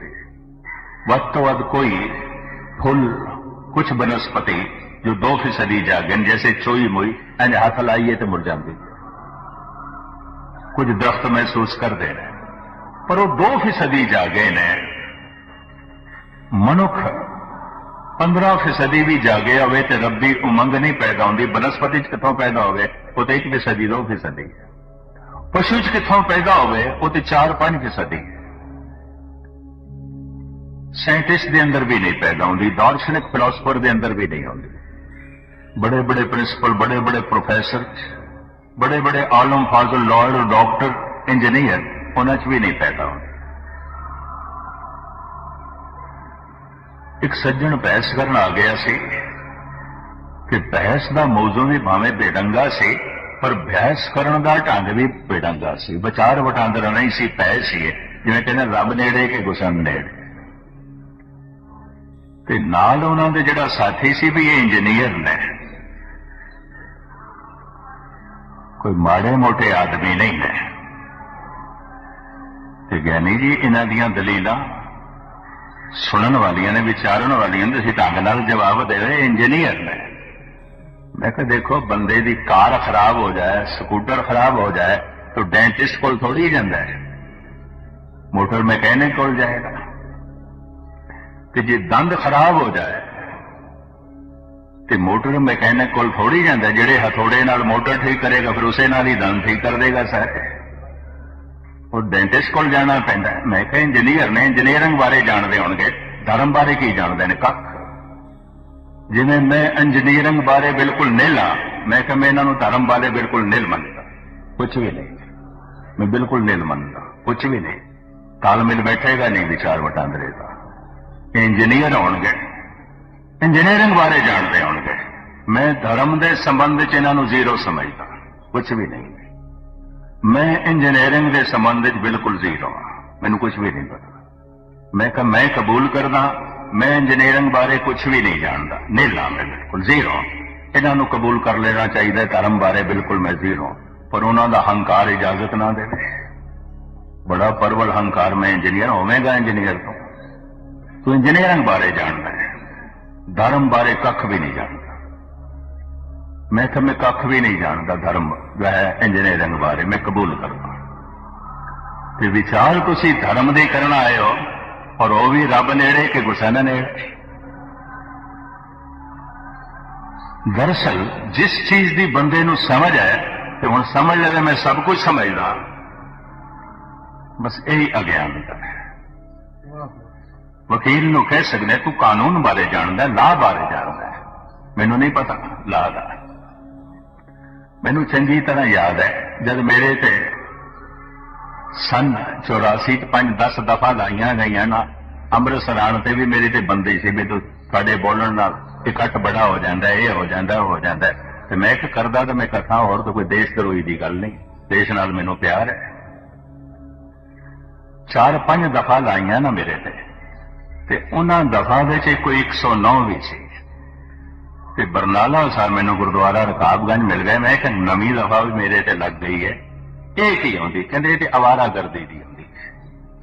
ਮੈਂ ਕਿਹਾ ਇਹ ਵੀ ਠੀਕ ਹੈ, ਕਿਉਂਕਿ ਅਵਾਰਾਗਰਦੀ 2 ਦਿਨ ਇਸ ਸ਼ਹਿਰ 'ਚ, 5 ਦਿਨ ਕਿਸੇ ਹੋਰ ਸ਼ਹਿਰ 'ਚ, ਇਹਨਾਂ ਨੇ ਠੀਕ ਹੀ ਦਫਾ ਲਾਈ ਹੈ, ਅਵਾਰਾ ਹੀ ਹੈ, ਅਵਾਰਾਗਰਦੀ ਕਰਦਾ ਰਹਿੰਦਾ ਹੈ। ਮੈਨੂੰ ਸਮਝ ਨਹੀਂ ਸੀ। ਤੇ ਬਰਨਾਲਾ ਸਾਹਿਬ ਨੂੰ ਮੈਂ ਕਿਹਾ ਇਹ ਦਫਾ ਲੱਗੀ ਹੈ ਕਿ ਨਵਾਂ ਨੋਟਿਸ ਵੀ ਆਇਆ, ਮੈਨੂੰ ਸਮਨ ਆਇਆ, ਇਹ ਕੀ ਹੁੰਦਾ ਹੈ? ਕਹਿੰਦੇ ਗਿਆਨੀ ਜੀ ਹੈਰਾਨ ਹੈ ਕਿ ਅਵਾਰਾਗਰਦੀ ਹੈ। ਮੈਂ ਕਿਹਾ ਅੱਛਾ, ਇਹਨਾਂ ਨੂੰ ਵੀ ਪਤਾ ਹੋਣਾ, 2 ਦਿਨ ਕਾਨਪੁਰ ਆਉਂਦਾ, 4 ਦਿਨ ਇਲਾਹਾਬਾਦ ਆਉਂਦਾ, ਫਿਰ ਕਲਕੱਤੇ ਚਲੇ ਜਾਂਦਾ, ਅਵਾਰਾਗਰਦੀ ਤੇ ਕਰਦਾ, ਹੋਰ ਕੀ ਕਰਦਾ? ਮੁਖਤਸਰ ਅਰਜ਼ ਹੈ, ਦਫਾ ਦਾ ਮੈਨੂੰ ਕੋਈ ਸਮਝ ਨਹੀਂ, ਲਾਅ ਬਾਰੇ ਮੈਂ ਕੁਝ ਨਹੀਂ ਜਾਣਦਾ, ਕਾਨੂੰਨ ਬਾਰੇ ਮੈਨੂੰ ਕੁਝ ਨਹੀਂ ਪਤਾ, ਮੈਂ ਕਬੂਲ ਕਰਦਾ। ਲੇਕਿਨ ਇੱਕ ਵਕੀਲ ਨੂੰ ਵੀ ਕਬੂਲ ਕਰ ਲੈਣਾ ਚਾਹੀਦਾ ਹੈ, ਧਰਮ ਬਾਰੇ ਮੈਂ ਕੁਝ ਵੀ ਨਹੀਂ ਜਾਣਦਾ, ਗੁਰਬਾਣੀ ਬਾਰੇ ਮੈਂ ਕੁਝ ਵੀ ਨਹੀਂ। ਵਕਾਲਤ ਬਾਰੇ ਤੂੰ ਜਾਣਦਾ ਹੋਵੇਗਾ, ਗੁਰਬਾਣੀ ਬਾਰੇ ਤੂੰ ਕੀ ਜਾਣਦਾ? ਇੰਜੀਨੀਅਰਿੰਗ ਦੇ ਸੰਬੰਧ ਵਿੱਚ ਤੇਰੇ ਕੋਲ ਗਿਆਨ ਹੋਵੇਗਾ, ਧਰਮ ਦੇ ਸੰਬੰਧ ਵਿੱਚ ਕੀ ਹੈ? ਪਰ ਬਦਕਿਸਮਤੀ ਇਹ ਕਿਸੇ ਇੱਕ ਪੱਖ ਦਾ ਬੰਦੇ ਕੋਲ ਗਿਆਨ ਹੋਵੇ ਤੇ ਬੰਦਾ ਕਹਿੰਦਾ ਮੈਂ ਸਾਰੇ ਪੱਖਾਂ ਦਾ ਗਿਆਨੀ ਹਾਂ। ਕਤਈ ਨਹੀਂ, ਕਤਈ ਐਸਾ ਹੋ ਨਹੀਂ ਸਕਦਾ। ਸਤਿਗੁਰਦੇਵ ਜੀ ਮਹਾਰਾਜ ਅੱਜ ਦੇ ਇਸ ਪਰਮ ਪਵਿੱਤਰ ਵਾਗ ਵਿੱਚ ਫਰਮਾਨ ਪਏ ਕਰਦੇ ਨੇ, ਇਹ ਉਮੰਗ ਪੈਦਾ ਉਦੋਂ ਹੁੰਦੀ ਹੈ ਜਦ ਕੋਈ 15-16 ਤੋਂ ਅੱਗੇ ਚਲਾ ਜਾਏ, ਬਹੁਤਾ ਜਾਗ ਜਾਏ, ਪਰਮਾਤਮਾ ਤੇ ਜਾਗਿਆ ਹੋਇਆ, ਤੇ ਜਾਗੇ ਹੋਏ ਨਾਲ ਸੰਬੰਧ ਜੋੜਨ ਵਾਸਤੇ ਜਾਗਰਤੀ ਚਾਹੀਦੀ ਹੈ। ਸੁੱਤਾ ਹੋਇਆ ਮਨੁੱਖ ਨਹੀਂ ਜੁੜ ਸਕਦਾ। ਜਾਗਰਤੀ ਨੂੰ ਵਧਾਉਣਾ ਹੈ। ਅਕਸਰ ਮੈਂ ਬਿਆਨ ਕਰਦਾ ਹਾਂ, ਵਾਹਿਗੁਰੂ ਵਾਹਿਗੁਰੂ ਦਾ ਜਪ ਵਾਹਿਗੁਰੂ ਨੂੰ ਸੁਣਾਉਣ ਵਾਸਤੇ ਨਹੀਂ ਹੈ, ਆਪਣੇ ਆਪ ਨੂੰ ਜਗਾਉਣ ਵਾਸਤੇ। ਜਿਤਨੇ ਜਾਗਦੇ ਜਾਵਾਂਗੇ ਤੇ ਇੱਕ ਦਿਨ ਜਾਗਰਤੀ ਉਸ ਅਵਸਥਾ ਤੱਕ ਪਹੁੰਚੇਗੀ, ਉਮੰਗ ਪੈਦਾ ਕਰਦੇ। ਨਹੀਂ ਪੈਦਾ ਹੋਈ ਉਮੰਗ, ਅਜੇ ਸੁੱਤੇ ਪਏ, ਬਸ ਇਹ ਕਬੂਲ ਕਰ ਲੈਣਾ ਚਾਹੀਦਾ। ਨਹੀਂ ਉਛਾਲ ਪੈਦਾ ਹੋਇਆ ਪਰਮਾਤਮਾ ਦੇ ਮਿਲਣ ਦਾ, ਅਜੇ 10% 11% ਜਾਗੇ ਆ, ਅਜੇ 15 ਤੋਂ ਅੱਗੇ ਨਹੀਂ ਗਏ। ਕੋਈ ਚੋਟੀ ਦਾ ਸਾਇੰਟਿਸਟ ਵੀ 15% ਹੁੰਦਾ, ਕੋਈ ਚੋਟੀ ਦਾ ਦਾਰਸ਼ਨਿਕ ਫਿਲਾਸਫਰ ਚਿੰਤਨਕ ਵੀ 14-15 ਹੀ ਹੁੰਦਾ, ਇਸ ਤੋਂ ਅੱਗੇ ਨਹੀਂ ਹੁੰਦਾ। ਇਸ ਤੋਂ ਅੱਗੇ ਕੋਈ ਜਾਏ ਤੇ ਜਾਗਰਤੀ ਪੈਦਾ ਹੁੰਦੀ ਹੈ, ਵਰਨਾ ਨਹੀਂ। ਔਰ ਇਹ ਕਿਸ ਤਰ੍ਹਾਂ ਹੋਵੇਗੀ? ਵਾਹਿਗੁਰੂ ਮੰਤਰ ਦੇ ਜਪ ਨਾਲ। ਇਸ ਵਾਸਤੇ ਅਨਪੜ੍ਹ ਮਨੁੱਖ ਵੀ ਆਪਣੀ ਸੁੱਤੀ ਹੋਈ ਚੇਤਨਾ ਨੂੰ ਜਗਾ ਸਕਦਾ ਹੈ, ਇੱਕ ਬਹੁਤ ਪੜ੍ਹਾ ਲਿਖਾ ਵੀ ਹੋ ਸਕਦਾ, ਸੁੱਤੇ ਦਾ ਸੁੱਤਾ ਰਹਿ ਜਾਂਦਾ। ਜੋ ਪ੍ਰਾਣੀ ਗੋਬਿੰਦ ਧਿਆਵੇ, ਪੜ੍ਹਿਆ ਅਨਪੜ੍ਹਿਆ ਪਰਮਗਤ ਪਾਏ। तो वो परमात्मा ते जीव रूपी स्त्री इको ही सजा तेने धन सोती फिर सद जागनता मिलाप क्यों नहीं? जीवन चेतना अचेत है, सुते पई है, परमात्मा जागे होया सुचेत है। हाँ जी। ਪੀਓ ਮਦਰੋ ਧਾਨ ਮਤਵੰਤਾ। ਅਚੇਤ ਕਿਸ ਕਰਕੇ ਹੈ? ਮਧਰੋ ਸ਼ਰਾਬ ਨੂੰ ਕਹਿੰਦੇ ਨੇ। ਇਹਨੇ ਧਨ ਦਾ ਨਸ਼ਾ ਚੜਾਇਆ ਹੈ, ਪ੍ਰਭਤਾ ਦਾ ਨਸ਼ਾ ਚੜਾਇਆ ਹੋਇਆ, ਔਰ ਇਸ ਤੋਂ ਇਲਾਵਾ ਗਿਆਨ ਦਾ ਨਸ਼ਾ, ਗਿਆਨ ਦਾ ਵੀ ਨਸ਼ਾ ਹੁੰਦਾ ਹੈ, ਪੜ੍ਹਾਈ ਦਾ ਵੀ ਨਸ਼ਾ ਹੁੰਦਾ ਹੈ। ਨਸ਼ੇ ਚ ਚੁ ਪੀਓ ਮਦਰੋ ਧਨ ਮਤ ਮਦਰੋ ਸ਼ਰਾਬ, ਜੋਬਨ ਧਨ ਪ੍ਰਭਤਾ ਕੈ ਮਦ ਮੈਂ। ਜੋਬਨ ਦਾ ਨਸ਼ਾ, ਜਵਾਨੀ ਦਾ ਨਸ਼ਾ, ਧਨ ਦਾ ਨਸ਼ਾ, ਪ੍ਰਭਤਾ ਦਾ ਨਸ਼ਾ, ਨਸ਼ੇ ਕਰਕੇ ਅਚੇਤ ਹੈ। ਇਹ ਨਸ਼ਾ ਉਤਰੇ ਤੇ ਸੁਚੇਤ ਹੋਵੇ। ਇੱਕ ਤੇ ਉਂਝ ਅਚੇਤ ਜਾਗਰਤੀ ਕੰਮ ਹੈ, ਇੱਕ ਤੇ ਉਂਝ ਮੂੜ ਹੋਵੇ ਤੇ ਪੂਰੀ ਬੋਤਲ ਸ਼ਰਾਬ ਦੀ ਵੀ ਪੀਤੀ ਹੋਵੇ, ਉਂਝ ਤੇ ਉਂਝ ਮੂਰਖ ਹੈ, ਤੇ ਫਿਰ ਇੱਕ ਬੋਤਲ ਪੂਰੀ ਸ਼ਰਾਬ ਦੀ ਪੀਤੀ ਹੋਵੇ ਮਹਾਮੂਰਖ ਬਣ ਗਿਆ। ਇੱਕ ਤੇ ਉਂਝ ਜੀਵਨ ਚੇਤਨਾ ਸੁੱਤੀ ਪਈ ਹੈ, ਤੇ ਫਿਰ ਇੱਕ ਧਨ ਦਾ ਨਸ਼ਾ, ਜੋਬਨ ਦਾ ਨਸ਼ਾ, ਪ੍ਰਭਤਾ ਦਾ ਨਸ਼ਾ ਹੋਰ ਅਚੇਤ ਕਰ ਦੇਗਾ। तो इस वास्ते ये जीव स्त्री अचेत है, परमात्मा से जागे होया। हाँ जी, ਧਾਨ ਜਾਗੈ ਜੇ ਪਿਰ ਬੋਲੰਤਾ। जीव स्त्री जाग सकती है। किस तरह जाग सकती है? फिर बोलंता वाहिगुरु वाहिगुरु बोले, परमात्मा नू आवाज मारे, वाहिगुरु वाहिगुरु बोले, राम राम दा रटन करे, जाग सकती है, ये सुचेत हो सकती है। हाँ जी, ਭਈ ਨਿਰਾਸੇ ਬਹੁਤ ਦਿਨ ਲਾਗੇ। ਥਾਂ ਥਾਂ ਤੇ ਭਰਮਣ, ਥਾਂ ਥਾਂ ਤੇ ਜਪ ਤਪ, ਤਰ੍ਹਾਂ ਤਰ੍ਹਾਂ ਦੀ ਸਾਧਨਾ ਤੇ ਪੂਜਾ ਪਾਠ, ਇਹ ਤੇ ਬਥੇਰਾ ਕੀਤਾ, ਜ਼ਿੰਦਗੀ ਦਾ ਬੇਸ਼ਤਰ ਹਿੱਸਾ ਲੰਘ ਵੀ ਗਿਆ। ਨਿਰਾਸ਼ਾ ਜਾਗ ਪਈ। ਕਿਸ ਤੋਂ ਨਿਰਾਸ਼ਾ ਜਾਗ ਪਈ? ਬਾਹਰ ਦੇ ਕਰਮ ਕਾਂਡ ਤੋਂ। ਕਿਸ ਤੋਂ ਨਿਰਾਸ਼ਾ ਜਾਗ ਪਈ? ਜੋ ਕੁਝ ਕਰ ਰਹੇ ਆ ਇਹ ਨਹੀਂ। ਇਸ ਤਰ੍ਹਾਂ ਦਾ ਮਨੁੱਖ ਕਰਮ ਕਾਂਡ ਨੂੰ ਛੱਡ ਕੇ ਅੰਤਰਮੁਖੀ ਹੋ ਜਾਏਗਾ, ਤੇ ਕਰਮ ਕਾਂਡੀ ਹੋ ਸਕਦਾ ਉਹਦੇ ਨਾਲ ਸਹਿਮਤ ਵੀ ਨਾ ਹੋ। ਇਹ ਵੀ ਮੈਂ ਕਰਾਂ, ਬਹੁਤ ਸਾਰੇ ਧਾਰਮਿਕ ਬੰਦੇ ਕਰਮ ਕਾਂਡ ਦੇ 'ਚ ਹੀ ਰੁਕ ਜਾਂਦੇ ਨੇ, ਸਰੀਰਕ ਕਰਮ ਦੇ। ਤੇ ਜਿਹੜੇ ਕਰਮ ਕਾਂਡ ਤੋਂ ਥੋੜੇ ਅੱਗੇ ਲੰਘ ਜਾਂਦੇ ਨੇ, ਉਹਨਾਂ ਨੂੰ ਨਾਸਤਿਕ ਸਮਝਣ ਲੱਗ ਪੈਂਦੇ ਨੇ ਜਾਂ ਹੰਕਾਰੀ। ਥੋੜੀ ਜਿਹਾ ਤੰਦਰੁਸਤੀ ਦੇ ਆਂਦਿਆਂ ਡਾਕਟਰ ਦਵਾਈਆਂ ਦੀ ਮਿਕਦਾਰ ਘਟਾਈ ਜਾਂਦਾ ਹੈ, ਘਟਾਈ ਜਾਂਦਾ ਹੈ, ਤੇ ਪੂਰਾ ਤੰਦਰੁਸਤ ਹੋ ਜਾਏ ਬੰਦਾ ਤੇ ਦਵਾਈਆਂ ਬਾਹਰ ਸੁੱਟ ਦਿੰਦਾ। ਜੈਸੇ ਜੈਸੇ ਮਨੁੱਖ ਮਰੀਜ਼ ਤੰਦਰੁਸਤ ਹੁੰਦਾ ਜਾ ਰਿਹਾ, ਦਵਾਈਆਂ ਘਟਦੀਆਂ ਜਾਂਦੀਆਂ। ਪਹਿਲੇ ਕੁਝ ਜ਼ਿਆਦਾ ਡੋਜ਼ ਦਿੱਤੇ ਸਨ, ਹੁਣ ਘੱਟ। ਪਹਿਲੇ 4 ਦਫਾ ਖਾਂਦਾ ਸੀ ਗੋਲੀਆਂ, ਹੁਣ 2 ਦਫਾ, ਫਿਰ ਹੁਣ 1 ਦਫਾ। ਜੇ ਘਟਦਾ ਜਾ ਰਿਹਾ, ਕਰਮ ਕਾਂਡ ਘਟਦਾ ਜਾਏਗਾ, ਵਿਅਰਥ ਦੇ ਕਰਮ ਕਾਂਡ ਘਟਦੇ ਜਾਣਗੇ। ਜੈਸੇ ਅੰਦਰ ਗਿਆਨ ਪੈਦਾ ਹੁੰਦਾ ਜਾਏਗਾ, ਧਿਆਨ ਅੰਤਰਮੁਖੀ ਹੋਵੇਗਾ, ਇਹ ਕਰਮ ਕਾਂਡ ਬਾਰੇ ਨਿਰਾਸ਼ ਹੋ ਜਾਏਗਾ। ਇਲਾ ਬਹੁਤੀ ਭਟਕਣਾ ਮਨੁੱਖ ਨੂੰ ਪਰਮਾਤਮਾ ਬਾਰੇ ਵੀ ਨਿਰਾਸ਼ ਕਰ ਸਕਦੀ ਹੈ। ਪਹਿਲੇ ਸੰਸਾਰ ਤੋਂ ਨਿਰਾਸ਼ ਹੋਇਆ ਸੀ ਤੇ ਨਿਰੰਕਾਰ ਦੀ ਤਲਾਸ਼ ਕਰਨ ਚਲਿਆ ਸੀ, ਤੇ ਤਲਾਸ਼ ਕਰ ਕਰਕੇ ਕਰਮ ਕਾਂਡ ਦੇ ਤੇ ਸਰੀਰ ਤੇ ਥੱਕ ਗਿਆ, ਗਲ ਗਿਆ, ਤੇ ਖੇਡ ਕੁਛ ਨਹੀਂ ਬਣੀ। ਹੁਣ ਹੋ ਸਕਦਾ ਹੈ ਪਰਮਾਤਮਾ ਤੋਂ ਵੀ ਨਿਰਾਸ਼ ਹੋਵੇ। ਇਹ ਨਿਰਾਸ਼ਾ ਵੀ ਅੰਦਰ ਪੈਦਾ ਹੋ ਸਕਦੀ ਹੈ, ਪਰ ਸਹੀ ਕਰਮ ਕਾਂਡ ਤੋਂ ਮਨੁੱਖ ਨਿਰਾਸ਼ ਹੋ ਜਾਏਗਾ। ਵਰਤ ਕੀ ਰੱਖਣੇ? ਜਿਵੇਂ ਕੱਲ ਮੈਂ ਤੁਹਾਨੂੰ ਕਿਹਾ, ਹੁਣ ਰਮਜ਼ਾਨ ਦੇ ਮਹੀਨੇ ਸਾਰੇ ਮੁਸਲਮਾਨਾਂ ਨੇ ਰੋਜ਼ੇ ਰੱਖਣੇ, ਸਮਸਤ ਬਰਿਦ ਨੇ ਨਹੀਂ ਰੱਖਿਆ ਸੀ। ਉਹਨੂੰ ਆਖਿਆ ਤੂੰ ਖੁਦਾਈ ਕਰਿਆ, ਇਹਦੀ ਉਲੰਘਣਾ ਕੀਤੀ ਹੈ, ਸ਼ਰਅ ਦੀ ਉਲੰਘਣਾ ਕੀਤੀ ਹੈ, ਤੂੰ ਖੁਦਾ ਦੀ ਤੋਹੀਨ ਕਰਦਾ, ਰੋਜ਼ਾ ਕਿਉਂ ਨਹੀਂ ਰੱਖਿਆ? ਤੇ ਸ਼ਮਸ ਤਬਰੇਜ਼ ਕਹਿਣ ਲੱਗਾ, ਮੈਂ ਖੁਦਾ ਤੋਂ ਪੁੱਛਦਾ ਮੈਨੂੰ ਭੁੱਖ ਕਿਉਂ ਪੈਦਾ ਕੀਤੀ, ਮੇਰੇ ਅੰਦਰ ਕਿਉਂ ਪੈਦਾ ਕੀਤੀ? ਮੈਂ ਭੁੱਖ ਤੋਂ ਬਾਈਬਲ ਮੈਂ ਖਾਣਾ। ਪਹਿਲੇ ਖੁਦਾ ਨੂੰ ਆਖੋ ਮੇਰੇ ਅੰਦਰ ਭੁੱਖ ਨਾ ਪੈਦਾ ਕਰੇ, ਤੇ ਜੇ ਨਹੀਂ ਪੈਦਾ ਕਰਦੇ ਤਾਂ ਮੈਂ ਸਾਰੀ ਜ਼ਿੰਦਗੀ ਦਾ ਰੋਜ਼ਾ ਰੱਖ ਲੈਂਦਾ, ਖਾਂਦਾ ਹੀ ਨਹੀਂ, ਕਰ ਖਤਮ। ਪਰ ਜੇ ਭੁੱਖ ਪੈਦਾ ਹੋ ਗਈ ਹੈ ਤੇ ਖੁਦਾ ਇਹ ਚਾਹੁੰਦਾ ਹੈ ਮੇਰੇ ਅੰਦਰ ਭੁੱਖ ਪੈਦਾ ਹੋਵੇ, ਤਾਂ ਫਿਰ ਖੁਦਾ ਇਹ ਵੀ ਚਾਹੁੰਦਾ ਮੈਂ ਰੋਟੀ ਖਾਵਾਂ, ਮੈਂ ਖਾ ਲਈ। ਮੈਂ ਖੁਦਾ ਦਾ ਹੀ ਕੰਮ ਕੀਤਾ, ਖੁਦਾ ਚਾਹੁੰਦਾ ਮੈਂ ਵੀ। ਇਹਦੀ ਪੁੱਠੀ ਖਲ ਲਾ ਕੇ ਮਾਰਿਆ ਗਿਆ ਕਰਮ ਕਾਂਡੀਆਂ। ਕਰਮ ਕਾਂਡੀ ਗਿਆਨ ਕਾਂਡੀਆਂ ਨਾਲ ਸਹਿਮਤ ਨਹੀਂ ਹੁੰਦੇ। ਭਈ ਨਿਰਾਸੀ ਬਹੁਤ ਦਿਨ ਲਾ ਗਏ, ਕਰਮ ਕਾਂਡ ਕਰਦਿਆਂ ਕਰਦਿਆਂ ਇਹ ਜੀਵ ਇਸਤਰੀ ਨਿਰਾਸ਼ ਹੋ ਗਈ। ਕਿਸ ਤੋਂ? ਕਰਮ ਕਾਂਡ ਤੋਂ।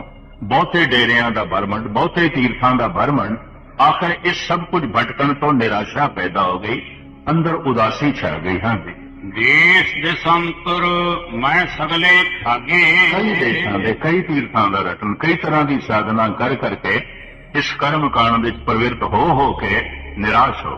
ਹਾਂਜੀ, ਕਿਨ ਰਹਿਣ ਨਾ ਪਾਵੋ ਬਿਨ ਪਗ ਪਾਗੇ। ਹੁਣ ਤੇ ਪਰਮਾਤਮਾ ਦੇ ਚਰਨ ਸਪਰਸ਼ ਕੀਤੇ ਬਿਨਾ ਇੱਕ ਖਿਣ ਵੀ ਰਹਿਣਾ ਔਖਾ, ਇੱਕ ਪਲ ਵੀ ਰਹਿਣਾ ਔਖਾ।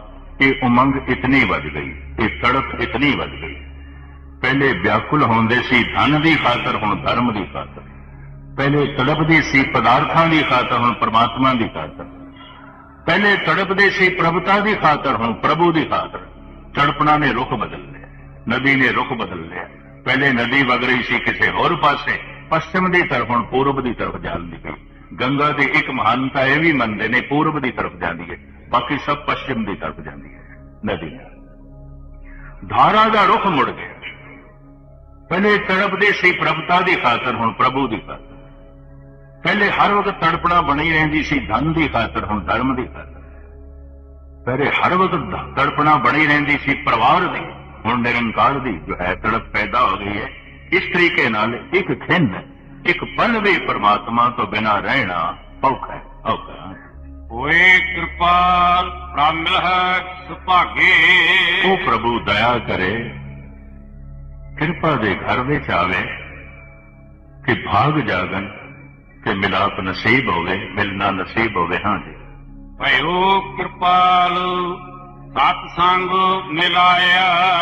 इतनी उमंग जब पैदा हुई, इतनी तड़प जब पैदा हो गई, तो प्रभु कृपा दे घर दे चा ਬੂਝੀ सत्संग ਦਾ मिलाप करा दिता, सतपुरुषां ਦੀ सोबत मिला ਦਿੱਤੀ, गुरु ਦੀ संगत मिला ਦਿੱਤੀ। हाँ ਬੂਝੀ ਤਪਤ ਭਰਹਿ ਪੇਰ ਪਾਇਆ। सारी पीड़ा समाप्त हो गई, सारी तड़पना समाप्त हो गई। अपने अंतस्करण ਦੇ ਚੋਂ ਹੀ परमात्मा ਨੂੰ प्राप्त कर लिया।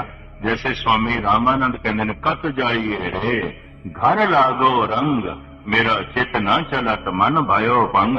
अंदर ही परमात्मा की प्राप्ति हो गई। हाँ जी, ਸਗਲ ਸਿਗਾਰ ਹੁਣ ਮੁਝੈ ਸੁਹਾਇਆ। ਹੁਣ जितने धार्मिक कर्म ने सुभायमान ने, चंगे लगते ने, अच्छे लगते ने, ये श्रृंगार काबले दी है। हाँ जी, ਅਹੋ ਨਾਨਕ ਗੁਰ ਭਰਮ ਚੁਕਾਇਆ। इस तरीके नाल पूर्ण गुरुदेव ने भरम मिटा दिता, भुलेखे मिटा दिते, भटकना हटा दी। हाँ जी, ਯਹੇ ਦੇਖਾ ਤਹੇ ਪੇਰ ਹੈ ਭਾਈ। ਹੁਣ ਜਿੱਧਰ ਵੀ ਦੇਖਦੇ ਆ ਪਰਮਾਤਮਾ ਹੀ ਪਰਮਾਤਮਾ। ਜਿਹੜੇ ਇਹ ਕਹਿੰਦੇ ਨੇ ਫਲਾਣੇ ਨੂੰ 4 ਦਫਾ ਪਰਮਾਤਮਾ ਦੇ ਦਰਸ਼ਨ ਹੋਏ, ਕਬੀਰ ਨੂੰ 72 ਦਫਾ ਹੋਏ, ਨਾਮਦੇਵ ਨੂੰ, ਸਭ ਬਚਕਾਨੀਆਂ ਕਹਾਣੀਆਂ, ਸਭ ਬੱਚਿਆਂ ਦੀਆਂ ਕਹਾਣੀਆਂ ਨੇ। ਸੰਸਾਰ ਵਿੱਚ ਜੋ ਕੁਝ ਵੀ ਮਿਲ ਜਾਂਦਾ ਹੈ ਵਿਛੜਦਾ ਹੈ, ਕਿ ਨਿਰੰਕਾਰ ਵੀ ਮਿਲ ਕੇ ਵਿਛੜ ਜਾਏ ਤਾਂ ਕੀ ਮਿਲੇ?